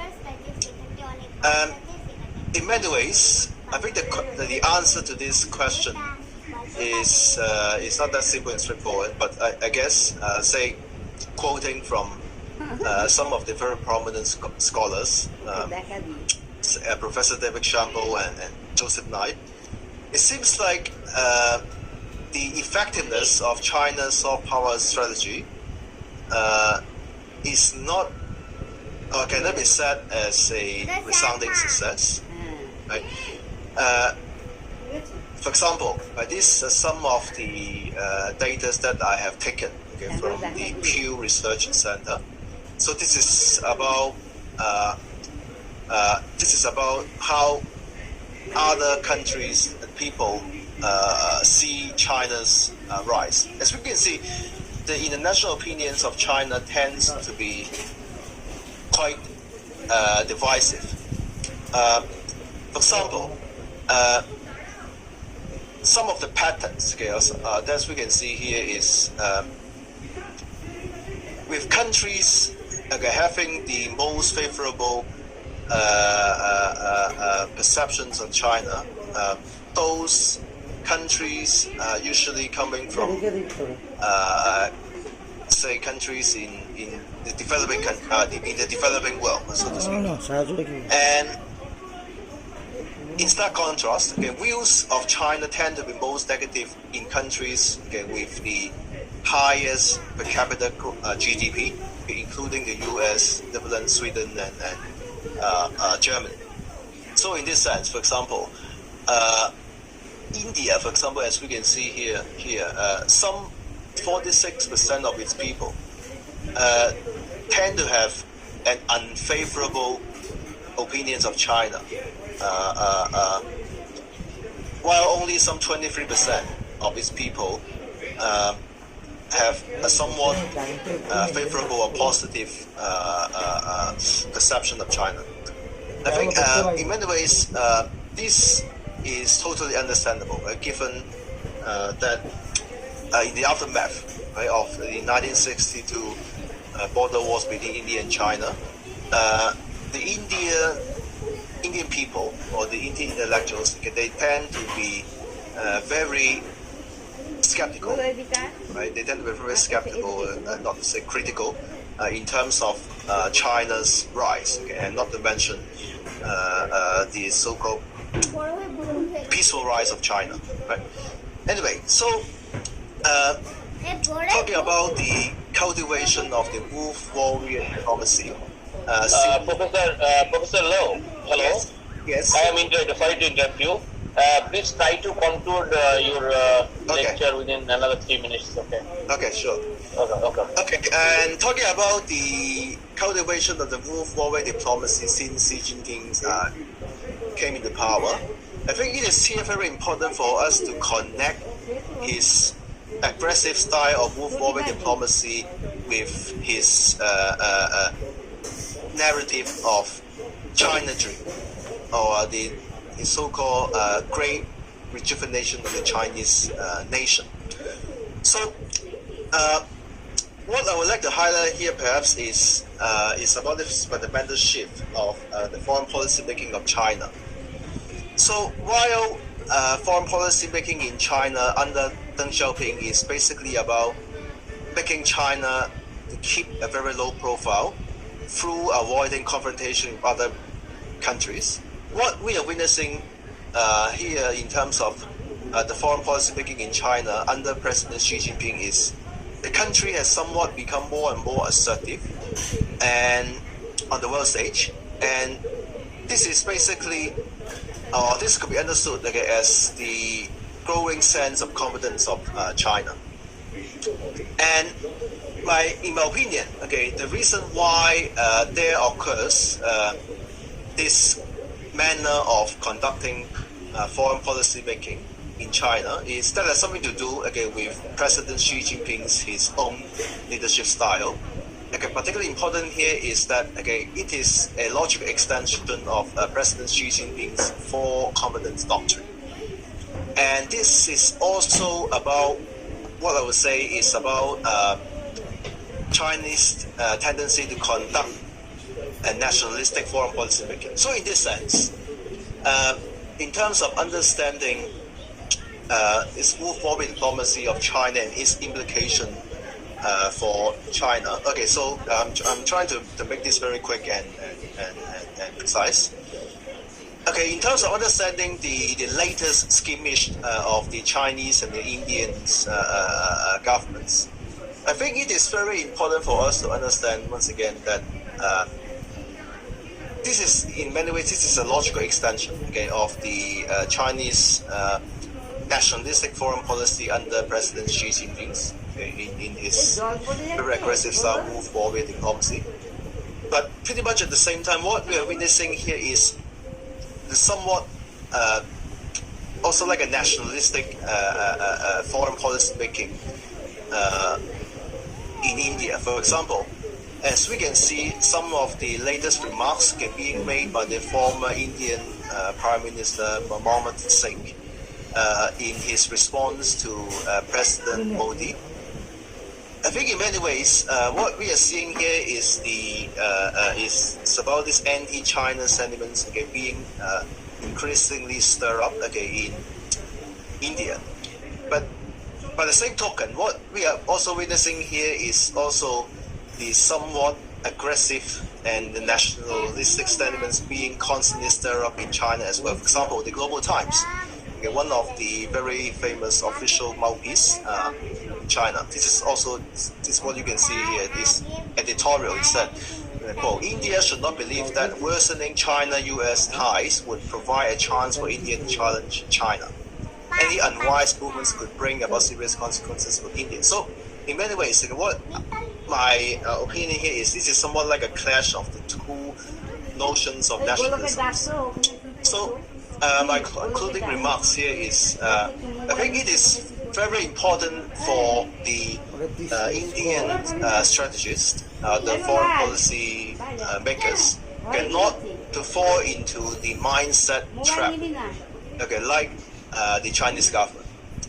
I mean, although India has become strong enough, as it's increasingly becoming stronger and stronger, but still, I think it is very important for the Indian government not to repeat President Xi Jinping's method of conducting foreign policy, and not to fall into the mindset trap that India has already become strong enough to be a global superpower and political player.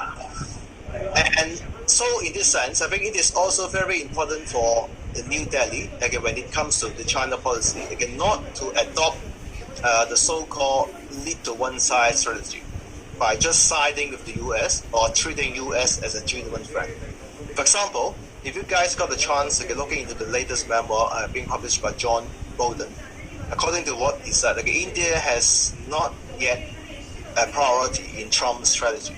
So in this sense, given the fact that President Trump is transactional leadership style, I think it is very important for the Indian government not to assume that the US confrontation approach towards China is always that consistent, as there is no guarantee that India will always remain the US strategic partner. So my final conclusion here is that if there is one eye that can be added in Prime Minister Modi's 5 eyes for his elaboration of for a self-reliant India, that 6th eye would be independent. In other words, it is very important for India to conduct a independent and dignified foreign policy making. So this is what I would like to say at this stage. Again, thank you very much for your listening, and thank you very much. Thank you, Dr. Raymond Lau, for delivering an outstanding lecture. You have talked about the Chinese assertion in global politics through soft diplomacy and through the hard diplomacy. And you have talked about the Indian perception, what India is actually thinking about China and how India will tackle China in near future. And you have made a comparative analysis between China and India regarding the power exercise. And we have been engaged from your lecture because it is very rare to listen something about the originality of Chinese dimension and perception of economic policy and foreign policy from a Chinese origin scholar. You belong to Hong Kong, so my point is that as we know that for Hong Kong, one state, two system. So what is the common perception of Hong Kong about India? I think it might be differ from the Chinese perception towards India rather than the Hong Kong's perception towards India. So what the basic differences between the perception of Hong Kong towards India and the perception of China towards India? Nowadays the Hong Kong is actually experiencing the mass movement due to democracy. So India is the largest democracy. So what is the Indian feelings towards the democratic movements of Hong Kong, and what Hong Kong's people expect from India regarding the support of democratic movements which they have started against China? Okay. Thank you, Professor Landis, for the question. All are very important questions. I think, talking about, as you mentioned about the one country, two systems. This is the temporary transition arrangement formula being adopted by China. I mean, in terms of China's policy towards Hong Kong since 1997. I think many of you may be aware of this, right?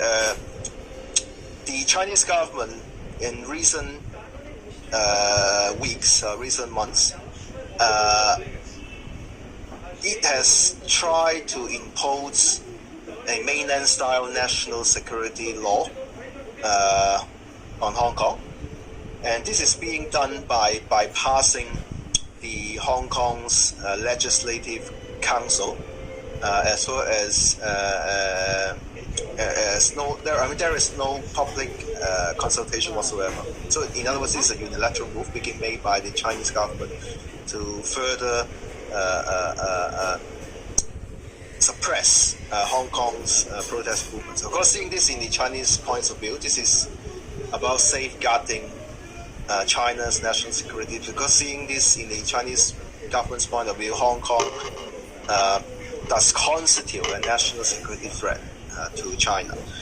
So in this sense, Hong Kong's people's perception of India, I think, is somewhat different from how India is perceived by China. I mean, first of all, the fundamental difference here is the Indian community in Hong Kong is very large. I mean, actually, the South Asian population in Hong Kong has been very large, and many of those people have been living in Hong Kong for, say, 3 or 4 generations since the 1850s. Right? So, I think in many ways, like you have rightfully mentioned, India is being the world's largest democracy,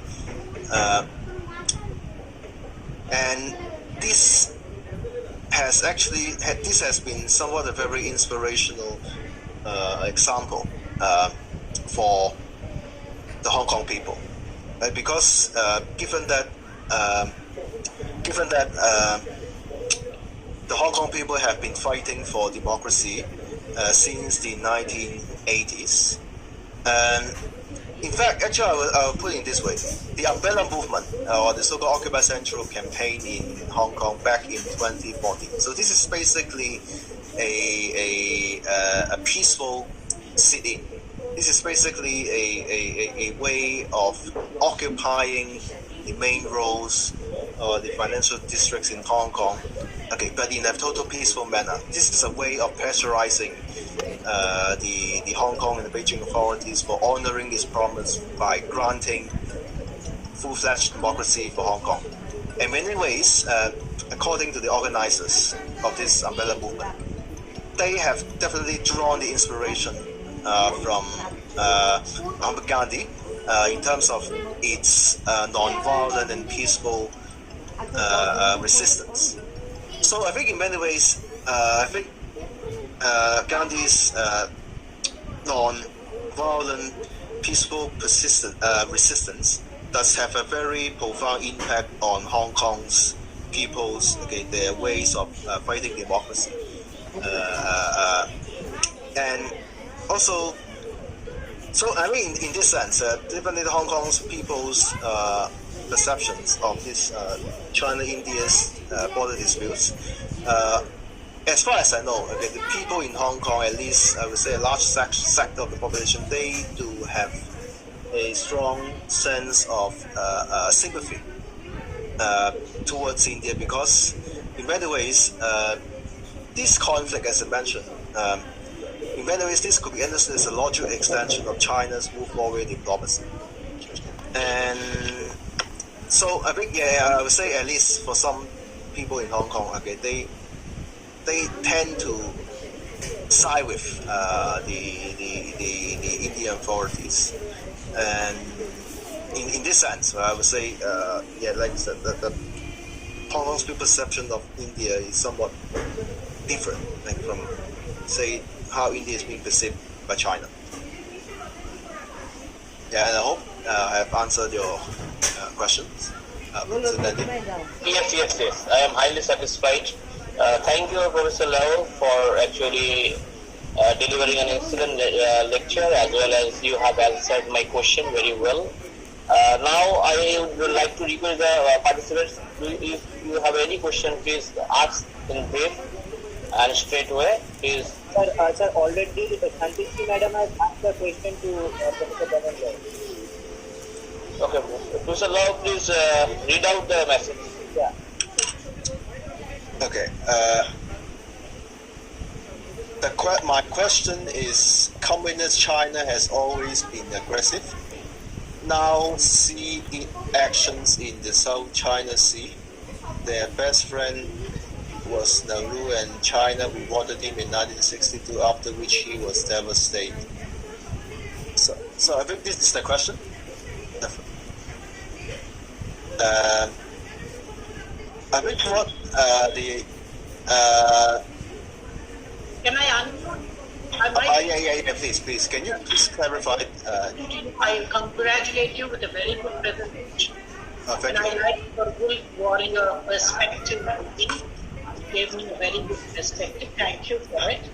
But I still have certain issues. The issue that China has never reciprocated the type of admiration Nehru had for China. He was their best friend. And in 62, he was devastated after 62, and then the Indian opinion changed totally. My second question is, how would you see its policy to minorities? That anybody who doesn't belong to majoritarian ethnic and Chinese and bring culture. The third question I have for you, Professor, is that you have problems with TTs, and trade. These have been gorging problems. And we have India and China, I don't think it's competing nationalism. Because you can't compare Indian nationalism with China. We have never occupied anyone. Offenses have come from our side. So if you're nationalistic, we have no problem. The only problem is if you're aggressive and wherever we cross paths. So I would rather differ with you when you compare Indian nationalism with Chinese nationalism. We are both great civilizations. We respect your civilization greatly. But is it not also the return of the idea of the Middle Kingdom? Chinese idea of the Middle Kingdom, that you are superior to everybody else and the rest around have to be your vassals. So this has some problem when we come with your so-called peaceful rise. So that is where I want to just raise a few issues and would like your learned perspective from your side, because from the Indian side we still feel China is, and especially after the recent skirmishes in India, the anti-Chinese feeling has gone up like anything. I'm sitting here in Washington DC, but still it is as bad as that, even here. It's boycott China. So Gordon Chang, I quoted. Gordon Chang says that you have internal problems in the Communist Party, and that is why you are diverting attention, with these external attacks on Vietnam, on India, and others, and even Japan. So thank you. Thank you, professors, for your questions. I tend not to use the word aggressive to describe the foreign policy making in China, because the reason is I would say in many ways, if you go back and return and revise the foreign policy making rationale or traditions, at least officially speaking, right? What China wants is about safeguarding its independent sovereignty and territorial integrity. So in this sense, okay, it's like its security outlook or its foreign policy making, logically speaking, is purely defensive other than offensive. But of course, as I said during my presentation, since President Xi Jinping came into power, China does undergo a very dramatic shift of its foreign policy making, as China no longer sticks with Deng Xiaoping's foreign policy doctrine in terms of while avoiding confrontations with other countries. As we can see, what China does is being more and more assertive. I tend to use the word assertive rather than aggressive. Although some of its remarks or some of the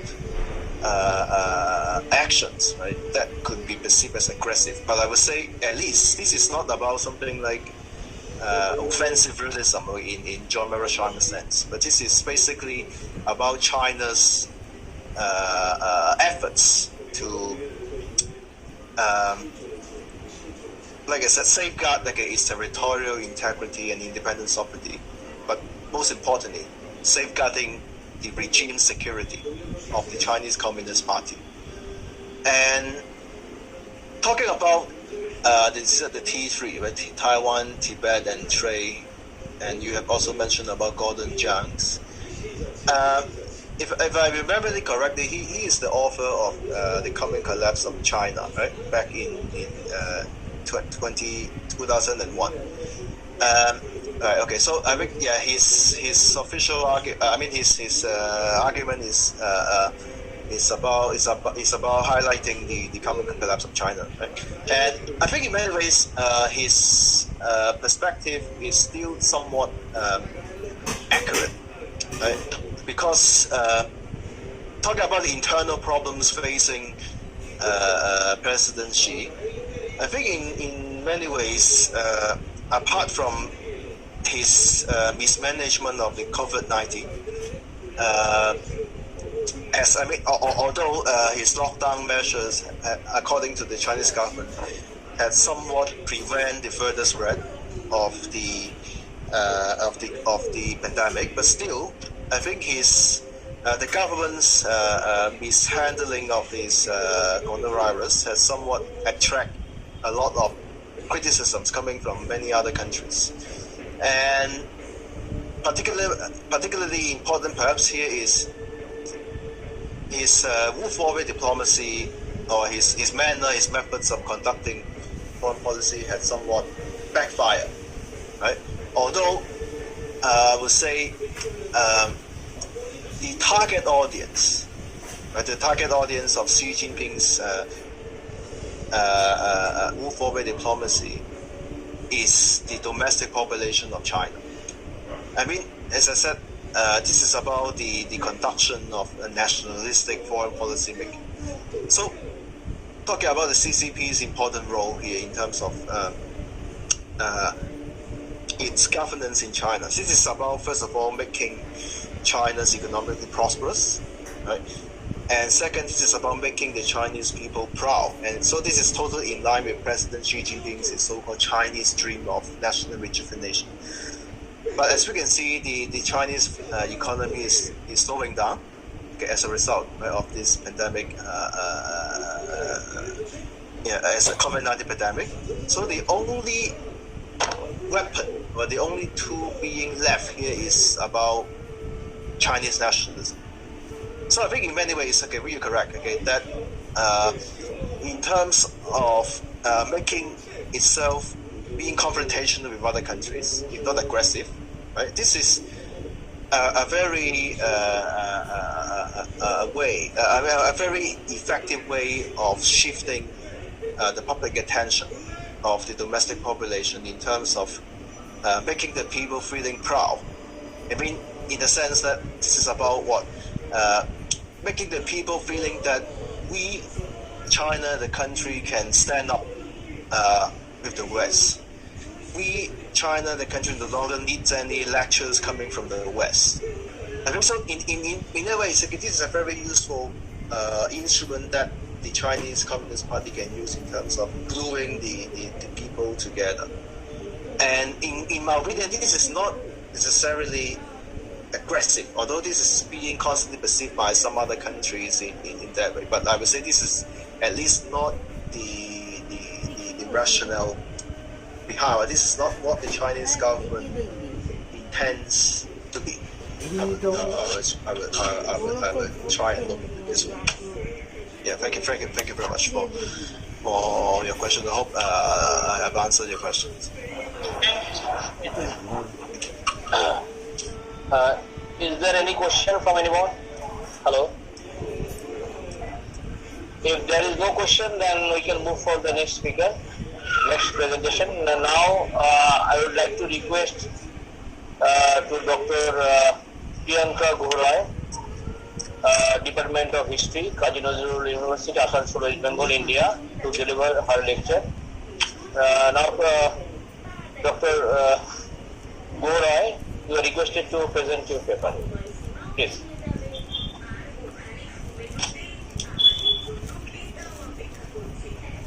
Thank you so much.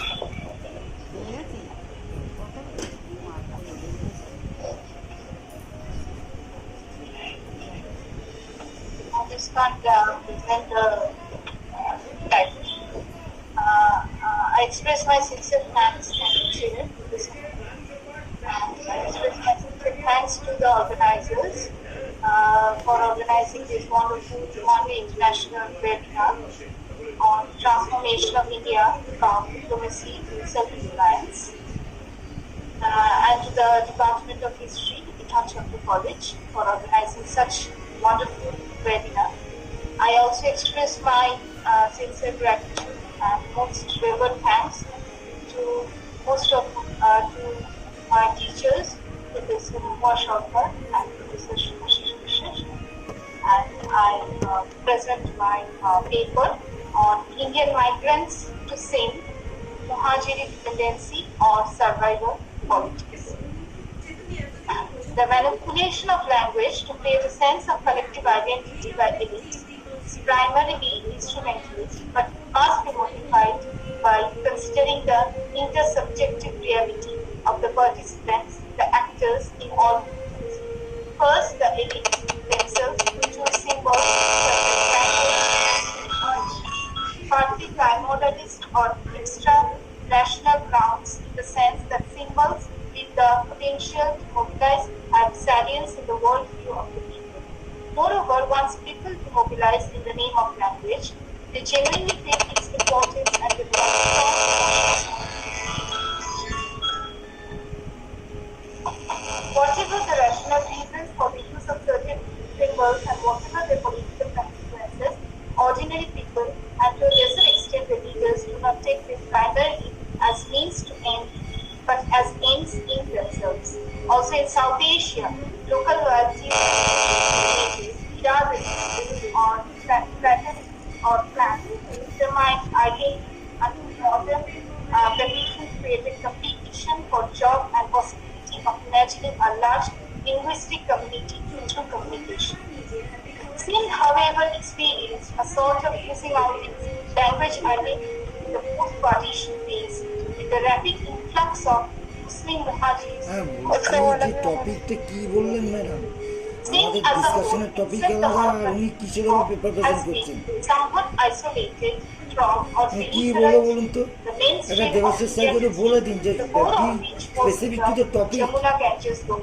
এটা But তো at the migration same নিয়ে time, the নয়। core Indus Valley of Sindh was a recipient of waves of immigration from the north কি and আশ্চর্য west, ব্যাপার। which have repeatedly modified আশ্চর্য। its ঠিক population, আছে। language, and culture. The calculus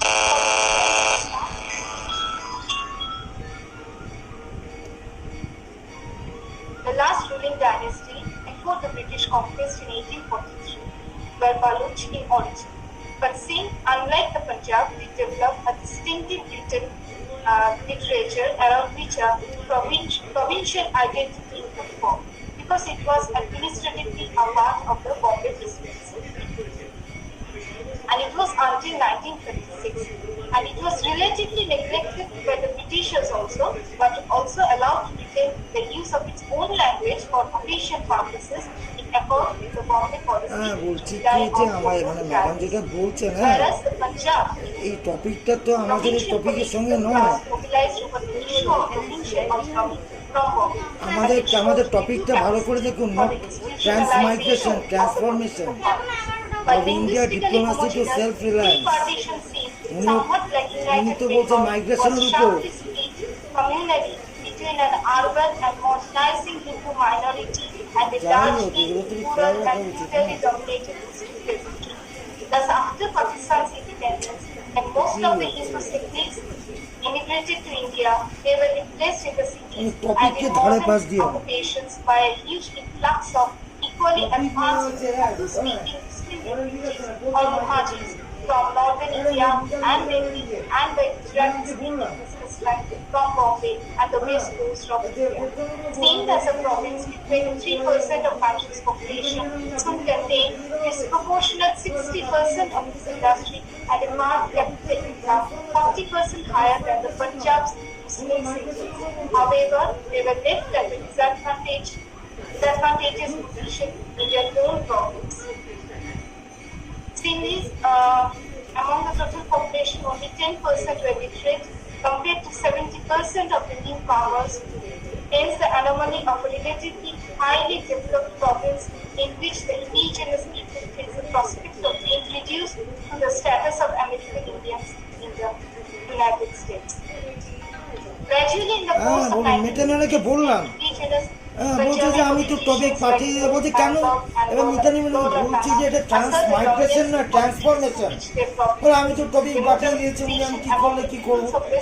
আপনি দেবাশিস স্যারকে বলুন যে এটা টাইমটা লিমিট করতে, তো টপিক ইজ নট রেলিভেন্ট।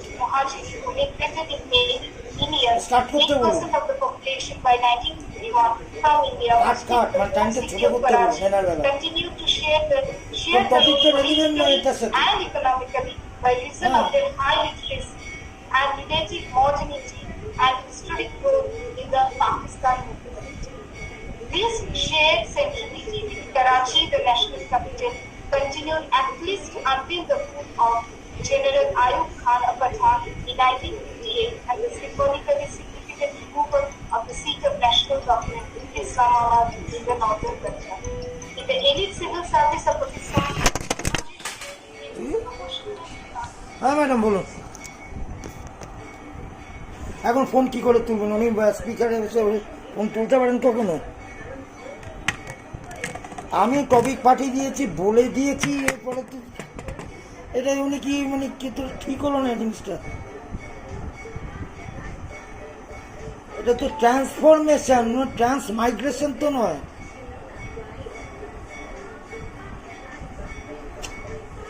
এটা ঠিক আছে, রাখছি। হ্যাঁ, এটা চলছে তো।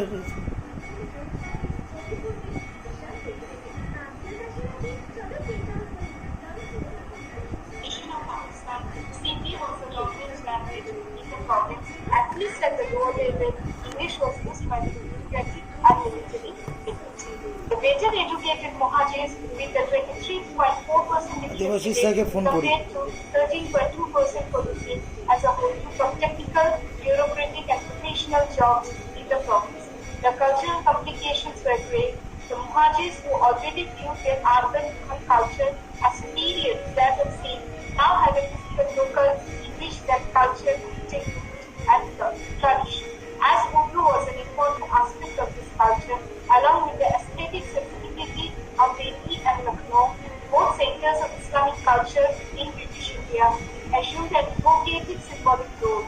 In fact, Urdu had played a similar role during the Indo-Urdu controversy days, and its significance as a marker of sir আমি peace and সুমিন্দ্রমোহন বিশ্বাস Pakistani বলছিলাম। identity was perpetuated by the Hello? Muhajirs and the ruling Punjabi elite. Hello, In short, the Muhajirs were হ্যাঁ আমি সুমিন্দ্রমোহন বিশ্বাস বলছি, Bidhanchandra college. আমি এটা বলছি স্যার আপনি ম্যাডামকে থামতে বলুন, উনি টপিকটা পুরো কমপ্লিট করে দিয়েছেন। বাইরের ডিগনিটারিজরা আছেন, হ্যাঁ আপনি টাইম শর্ট করতে বলুন। হ্যাঁ এটা ট্রান্সফরমেশন আর ট্রান্সমাইগ্রেশন উনি বলছেন কেন?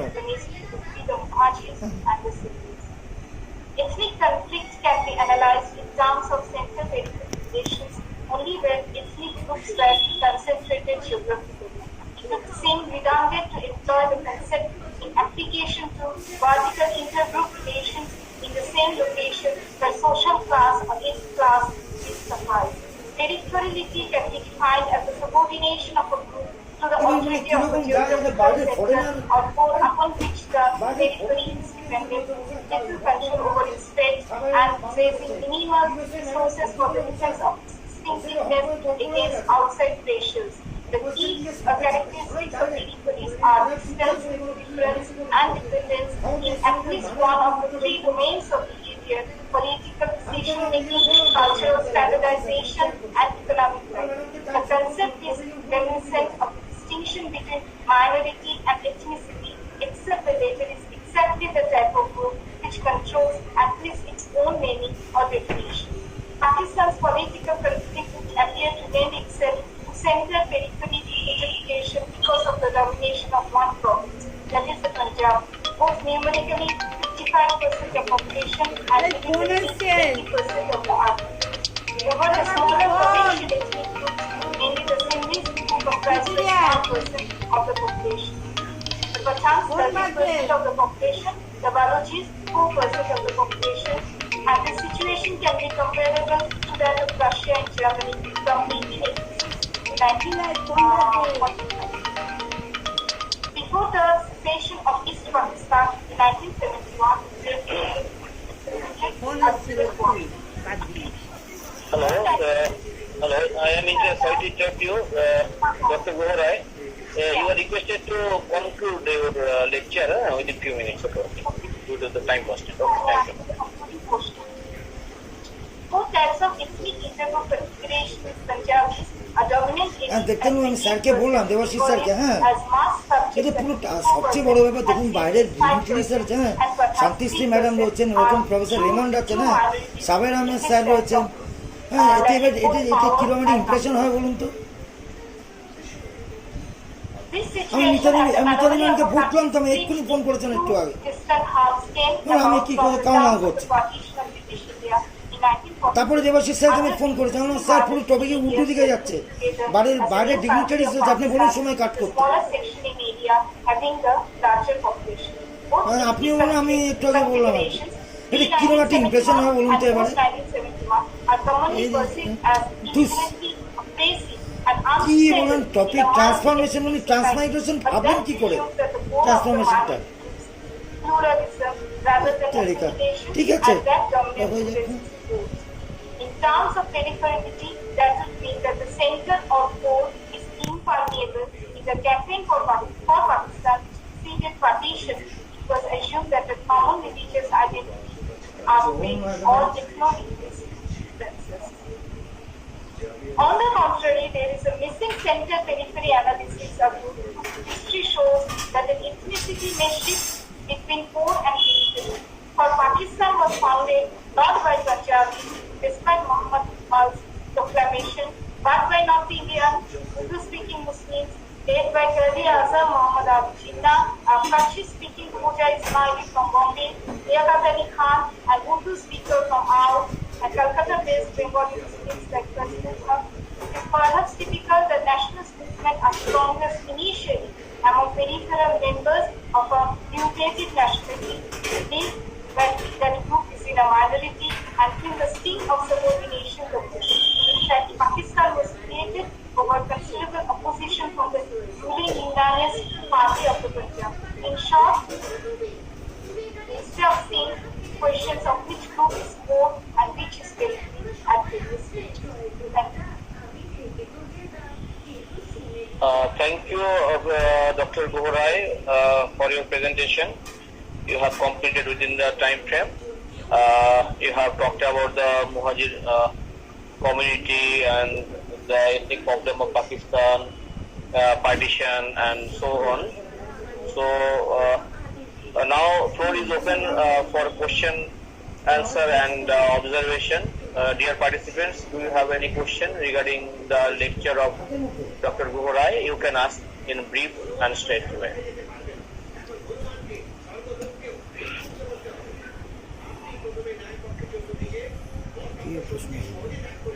Sir, we have Professor Mohammad Sarkar with us.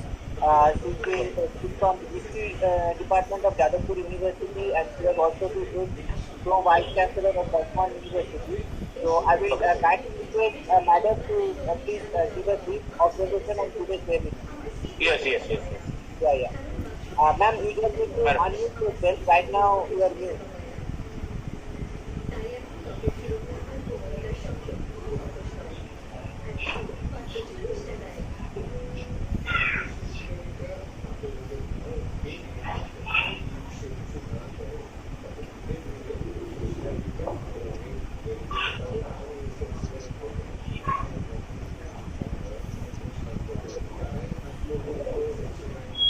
এই দেবাশিস স্যারকে বলতে বললেন না,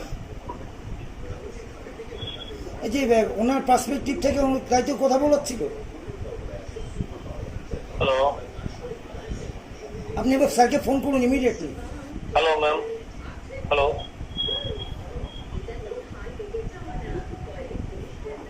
Ma'am, one please place on the symbol that is having a speaker, that is having a symbol of a microphone. Please place on that.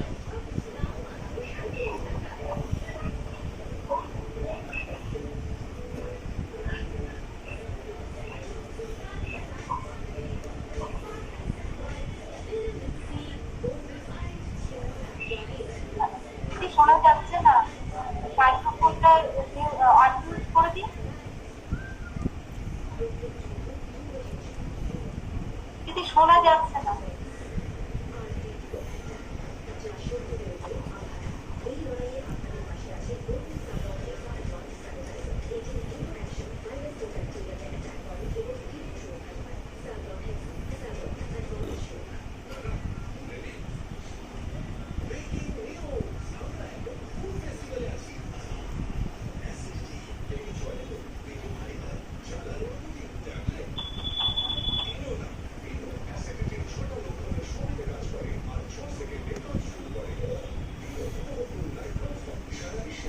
Madam, মহু ম্যাডামকে বলুন মাইক্রোফোনটাকে unmute করতে,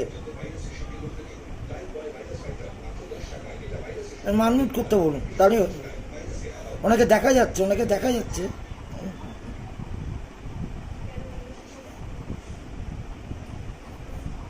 Sir, I think she is having some network issues.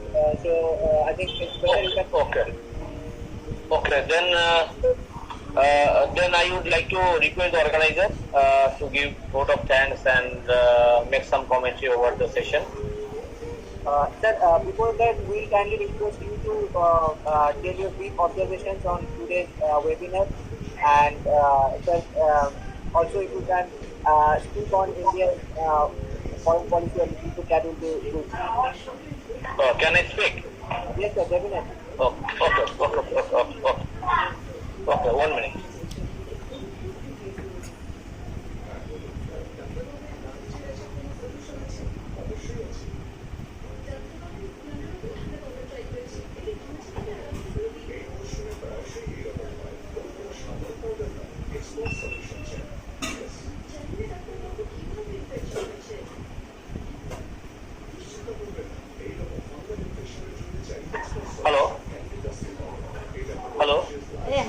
বলছে Okay. Very good afternoon once again, everyone. I can speak on India's neighborhood policies, especially South Asian neighbors. India's foreign policy,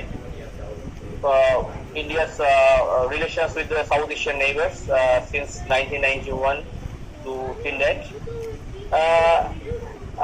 The collapse of Soviet Union, erstwhile Soviet Union, had brought about a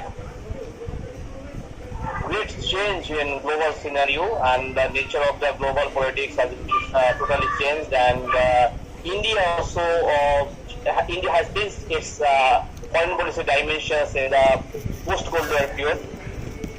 As Professor Shanti Pandit ma'am already mentioned about this new economic policy which has been taken by India in early 1990s, and then the aspirations. Hello, can you hear me? Hello? Then the aspirations of India's foreign policy has been changed.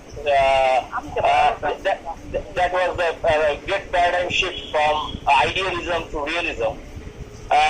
So the nature of Indian foreign policy can be analyzed on the based on the Indian aspirations, Indian foreign policy, changing dimensions of Indian foreign policy through the lens of economic diplomacy and its strategic outlook. If we start from Bangladesh, then we can say that how the relational pattern between India and Bangladesh has been gradually changed after 1991. The unimpeded force of globalization had impacted in South Asian society, and like India, Bangladesh, Sri Lanka, Nepal, other South Asian countries have adopted the policy of neo-liberal economy as well as the globalization. So India has actually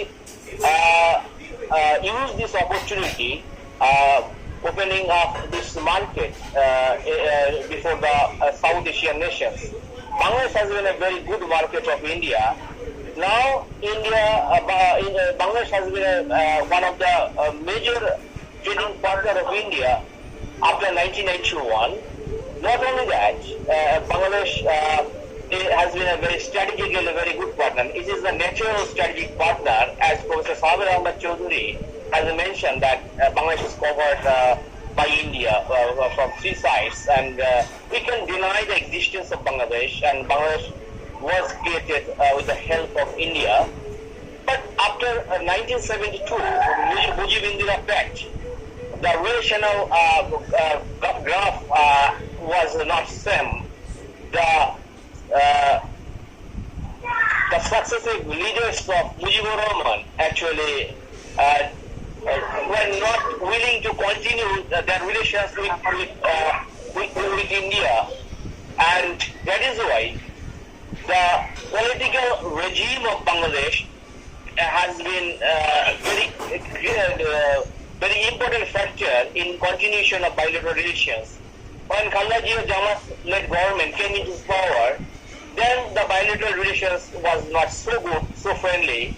When once again Sheikh Hasina-led government came into power in 2008, that relations is very different types of relations, which was continued by her father, Mujibur Rahman.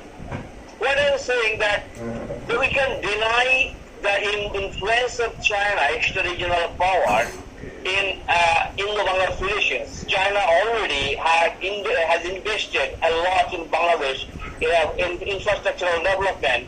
China has started a lot of projects in Bangladesh, already started a deep seaport in the adjacent of Chittagong port. And China is building satellite cities in Bangladesh, and the China already sold out 2 submarines to Bangladesh.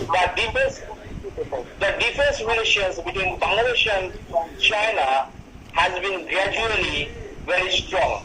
So what is the role of India? As a core state of South Asia, India has been very cooperative towards Bangladesh. India, through line of credits, India has sanctioned a lot of money to Bangladesh. But what is the problem? What India has promised to the neighbor countries that has not been fulfilled by India. This is the problem. So China, on the contrary, is actually fulfilling all of its promises. That is why Bangladesh is now in dilemma whether it should continue its relations with India or not, and whether China will be given the preference than India. And now I am coming to Pakistan. In 1947, India and Pakistan created as the two separate states of the best of religion. But religion couldn't actually played a very significant role in cementing the nationalism of Pakistan. Now Pakistan is a fractured country due to the terrorism, due to the ethnic conflicts, due to the inter-religious chaos. And being a federal state, Pakistan state has not been able to address all of the provincial problems or ethnic problems. We have seen how East Pakistani people were isolated from West Pakistan due to the linguistic hegemony. And then Baluch movement is going on, Pashto movement is going on. Dr. Gora has rightly mentioned the Mawjud Qawmi movement, which is also going on, is still unresolved. And Pakistan is standing as a warrior state, as TV Paul mentioned, as a warrior state can establish regional peace. It is rather than concentrated on war and conflict.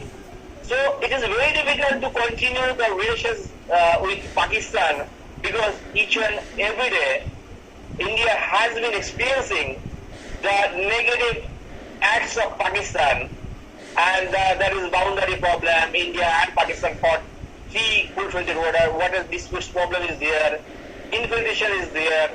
And not only that, in recent times we have noticed how the Pakistan openly actually is very much supportive towards its terrorist groups.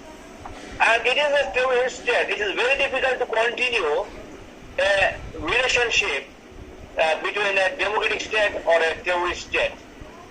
And economic dimensions of India-Pakistan relations is very negative. In mid of 1990s, India had declared Pakistan as the most favored nation, but Pakistan, after a long time, declared India as the most favored nation. So, if there is economic relations, if there is a track to diplomacy, if there is a cultural relations, then bilateral relations can be normalized. But India and Pakistan never concluded a cultural pact, which could be a very positive in bilateral relations. What I have observed, that is that cultural diplomacy, soft diplomacy can be very instrumental in normalizing the bilateral relations through organizing the cricket match, through organizing the visit of pilgrims and artists, actors. But the basic focus from Pakistan is the Kashmir issue. I have a number of Pakistani academicians, friends, Pakistani academicians. When I interacted with him in India and abroad, what I have noticed, they have very much focused on the Kashmir issue. When I asked them why not the other issues, they are the same with the Pakistani government. So, if they are rigid with this point, then there is no normalization. Then I am coming to the next point with our island states, neighbor island states, and Sri Lanka and others, Maldives. There is a very old relations as per Hindu mythology between India and Ceylon, that is Sri Lanka. Sri Lanka is also a fractured island due to the ethnic conflict. The bloody ethnic conflict of Sri Lanka has made these countries a very fractured island. And the 40 years of warfare, civil war, has been finished in 2009. However, after independence, a lot of problems had shown between India and Sri Lanka relations. Nehru dealt with Sri Lanka very carefully. Nehru, Indira Gandhi, then Rajiv Gandhi is the legacy. They had actually the witness of the Sri Lanka, India-Sri Lanka negative relations. And what India did, India actually was not very critical about Sri Lanka in the beginning. But after the death of Rajiv Gandhi, India has been very critical about the Sri Lanka. During the Cold War period, both India and Sri Lanka became the member of the NAM, and these two countries are the leader of NAM. But in the global politics, the standpoint was totally different. Sri Lanka was sided with the United States of America during that time. The relations between India and the United States were not so good. India was very much afraid the American naval forces, the presence of American naval forces in the Indian Ocean. And despite of Indian objection to take entry the American Navy in Sri Lanka Tinkomari port, Sri Lanka actually welcomed the American Navy. Not only that, the Mossad, Mossad is one of the intelligence agencies of Israel. That agency was used by Sri Lankan government to find out the Tamil tigers. It was also a very negative issue between India and Sri Lankan relations. However, there are so many relations, so many complexities regarding the fishermen arrest and other things. But still, Sri Lanka is receiving a huge amount of money as foreign assistance from India. India is doing a lot with Sri Lanka because India actually helping to in capacity building of Sri Lankan bureaucrats, Sri Lankan young scholars. Not only that, India is technologically very much supportive towards Sri Lanka, and India very much supportive in reconstruction of Sri Lanka.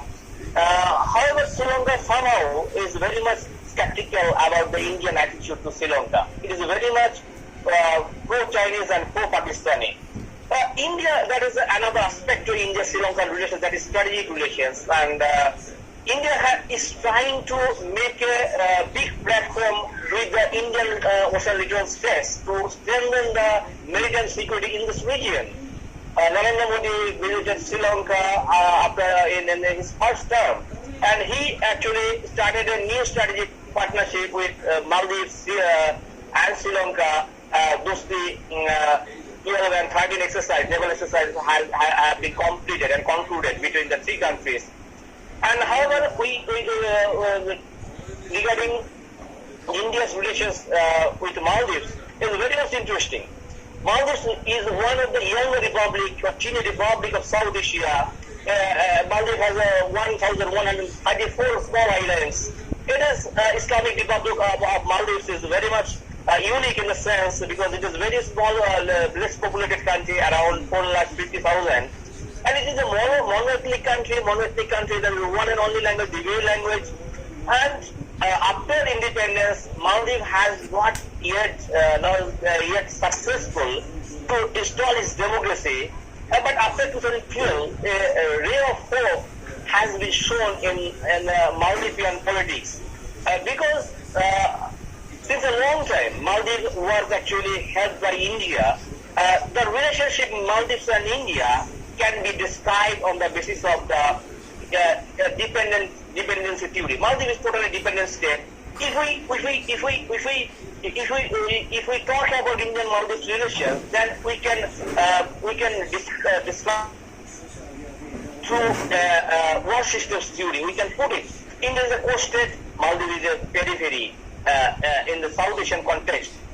So the supply chain in the entire supply chain of Maldives was previously dependent upon India. In the first airport of Maldives was actually in 1960s was built up by India. First TV channel was initiated by in Maldives by Indian satellite channel, Indian technology, and State Bank of India is actually contributing a lot in Maldivian economy. the biggest hospital of Maldives is the Indira Gandhi Memorial Hospital that is built by India. Each and every year, multiple diplomats, multiple bureaucrats are being trained in India. Not only that, India already established very small markets in Maldives and already established some resorts in Maldives. In many ways, Maldives is dependent upon India. But what happened after 2012? As a part of the Chinese, maritime Silk Route policy and Chinese influence in South Asia to the String of Pearls. China already actually after 2012 is very much active in Maldivian borders. Before 2012, there was no diplomatic mission of China in Maldives. What happened after 2012? Because after the dismissal of Nasir, Mohammad Wahid actually became the president of Maldives. He had taken a pro-Chinese and pro-Pakistani policy. In spite of the Islamic country, Maldives never actually adopted a hardcore Islamist policy, and never in Maldivian policy we never seen the radical Islam. But after 2012, with the turmoil of political situation, the Islamic radicalism has installed in Maldives. During that time, what China did, China developed some islands of Maldives. Already, China actually had built up a bridge from the capital city of Maldives to the airport city. Some islands have totally built up the Maldives. China's investment. So China already invested a lot in Maldives. So India is not has not been able to actually compete with China. But China is actually making the relationship with Maldives clientelar relations. So what India did, that India has taken a very generous policy towards Maldives without expecting the diplomatic support only. And what actually India is doing now over Maldives, that China has taken a very hegemonic policy, India has taken a very generous policy. But what is the basic problem to deal with Maldives? Because Maldives is a very dependent country, so it will have to depend upon the other countries also. It will have to take accept the financial assistance, technological assistance from other countries also. So it is. But what India did in Maldives, being the largest democracy in the world, India was successfully conducted the presidential election of Maldives in 2013. But India never intervened in Maldivian domestic policy. So when India was invited to conduct the election of Maldives, then India only did the needful. But now I am coming to the next point, the India's relations with Afghanistan. Afghanistan doesn't share common border with India, but since a long time, there is the historical relations and bonding between Afghanistan and India. And Afghanistan is the one and only country in South Asia which got its independence 101 years back in 1919. But it is the most older sovereign countries in South Asia. But what? The other countries like Sri Lanka and India were directly ruled by British. That is why the British culture, British administrative legacy, British democracy, political culture were highly impacted in Sri Lanka and India. But in case of Afghanistan, British political culture and administrative structure were not shown. That is why what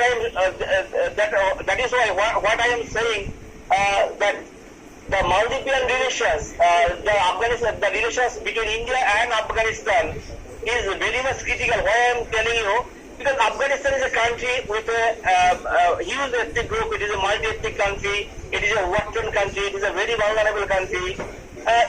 Islamic Republic of Afghanistan, but still it is very much cooperating with India, and Indians very much cooperated with Afghanistan, except the tenure of 5 years of Taliban regime since 1996 to 2001. India is very much generous towards Afghanistan in reconstruction of Afghanistan, post-Taliban reconstruction of Afghanistan. And India already built up a new parliament building in Afghanistan. Indian doctors and nurses and engineers are doing a lot for Afghanistan. But what is the problem? In these connections, with regard to the role of China and Pakistan, we can say that Afghanistan is directly or indirectly is misguided by Pakistan and China. China is a socialist state and Pakistan is a terrorist state. The both countries are not willing to establish the democratic structure in Afghanistan. So what I am saying that unless the proper installation of democracy in Afghanistan, the relationship between India and Afghanistan will not be established in a good manner. But what India is doing, India is assisting. But is a relationship actually based on reciprocity that it can be enduring?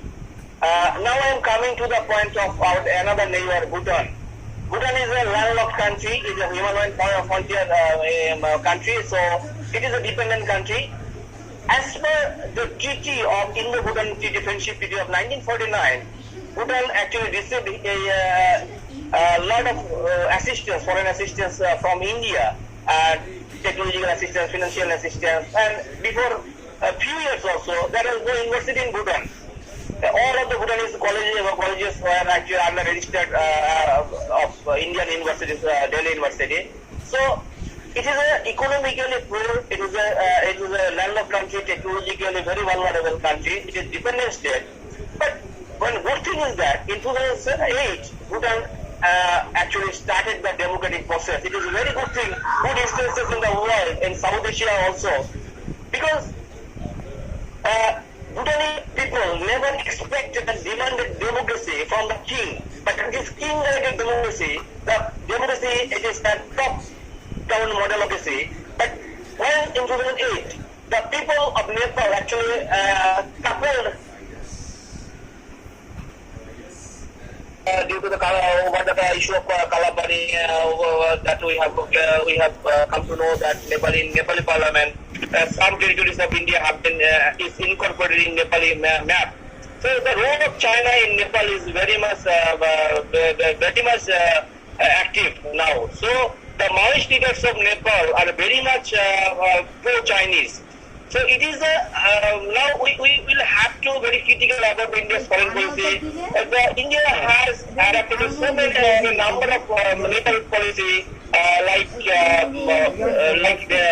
Visual Doctrine, external neighborhood and neighborhood first policies. All of the policies are the same. There is no basic difference between those policies. But what I am saying that now we have to rethink about our South Asian neighbors policy. But hello, Dr. Hello. Yes, sir, you are audible. Yes. I have finished my lecture. Okay. Okay. Thank Very much thanks to Devashish Nandi. I'm starting with him. He has given a minute picture of what was happening surrounding India. I'm just moved by the keynote speaker who spoke about Indianness, which is very important for all of us. And really, I learned so many things from her, and I'm really grateful to Professor Chowdhury, who spoke about Bangladesh, and Professor Biswas, who actually reminded us of the historical hangovers. It is true that we have a paradigm shift, but there are hangovers like the coming of Dalai Lama, and there are hangovers like what happened in 1962. And obviously, we benefited from the speaker from Hong Kong, who was speaking of the return of Confucius. But what about the Buddha, who is already there in China? And we all know about the impact of Buddhism. Anyway, and I'm really grateful to my student Priyanka, who reminded us of the Muhajirs, whom we know from the film Sarfarosh. really the tragedy with the Muhajirs do remind us about Indianness, of which our keynote speaker has spoken so well. Unfortunately, we get from the reports of personalities like she spoke about Aurobindo. I'm so happy about that. We have to remember our Rabindranath Tagore and about the relationship between the Far East and India. But I would have been happy if somebody had spoken about Malaysia, because Malaysia is very important. Because, we know about the dominance of Japan and China in this New Peace policy, which India has to come over. And obviously, I would argue that we have to start from our internal policy, as we know from the arguments of Amartya Sen and Abhijit Vinayak Bandyopadhyay, that we have to be economically self-reliant without addressing the issue of poverty and public health. The problems of foreign policy can never be eliminated.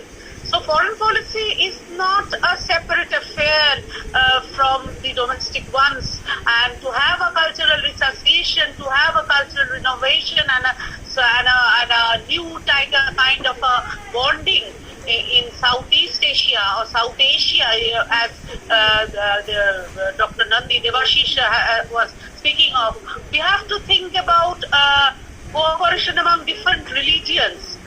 And we have to think about, obviously, heterogeneity, respecting heterogeneity. Dr. Lau was speaking of homogeneity, or somebody was speaking about the homogeneity, but heterogeneity is equally important. And we have to address the issues of poverty and obviously public health as we find it today from inside, so that we can stand with our hands together and with our head up. So the problems of minority, the problems of people who are still struggling to get a proper kind of citizenship, these are to be addressed along with foreign policy. Then only South Asia can emerge. And obviously we have to fight against so-called westernization. Obviously we have to have a kind of an easternization, but I do feel increasingly that the world is becoming smaller. So we have to take values from both the east and the west, and that can afford us to bring about a foreign policy. I beg my pardon to criticize the reports of Goldwalker, who says about bitterly about Muslims, Christians and communists. We have to respect all. We have to remember that we are a federal country. Then only we can have a good foreign policy. We have to be economically self-sufficient. That is the only thing which I want to say. We want to link up. Thank you so much for adding me.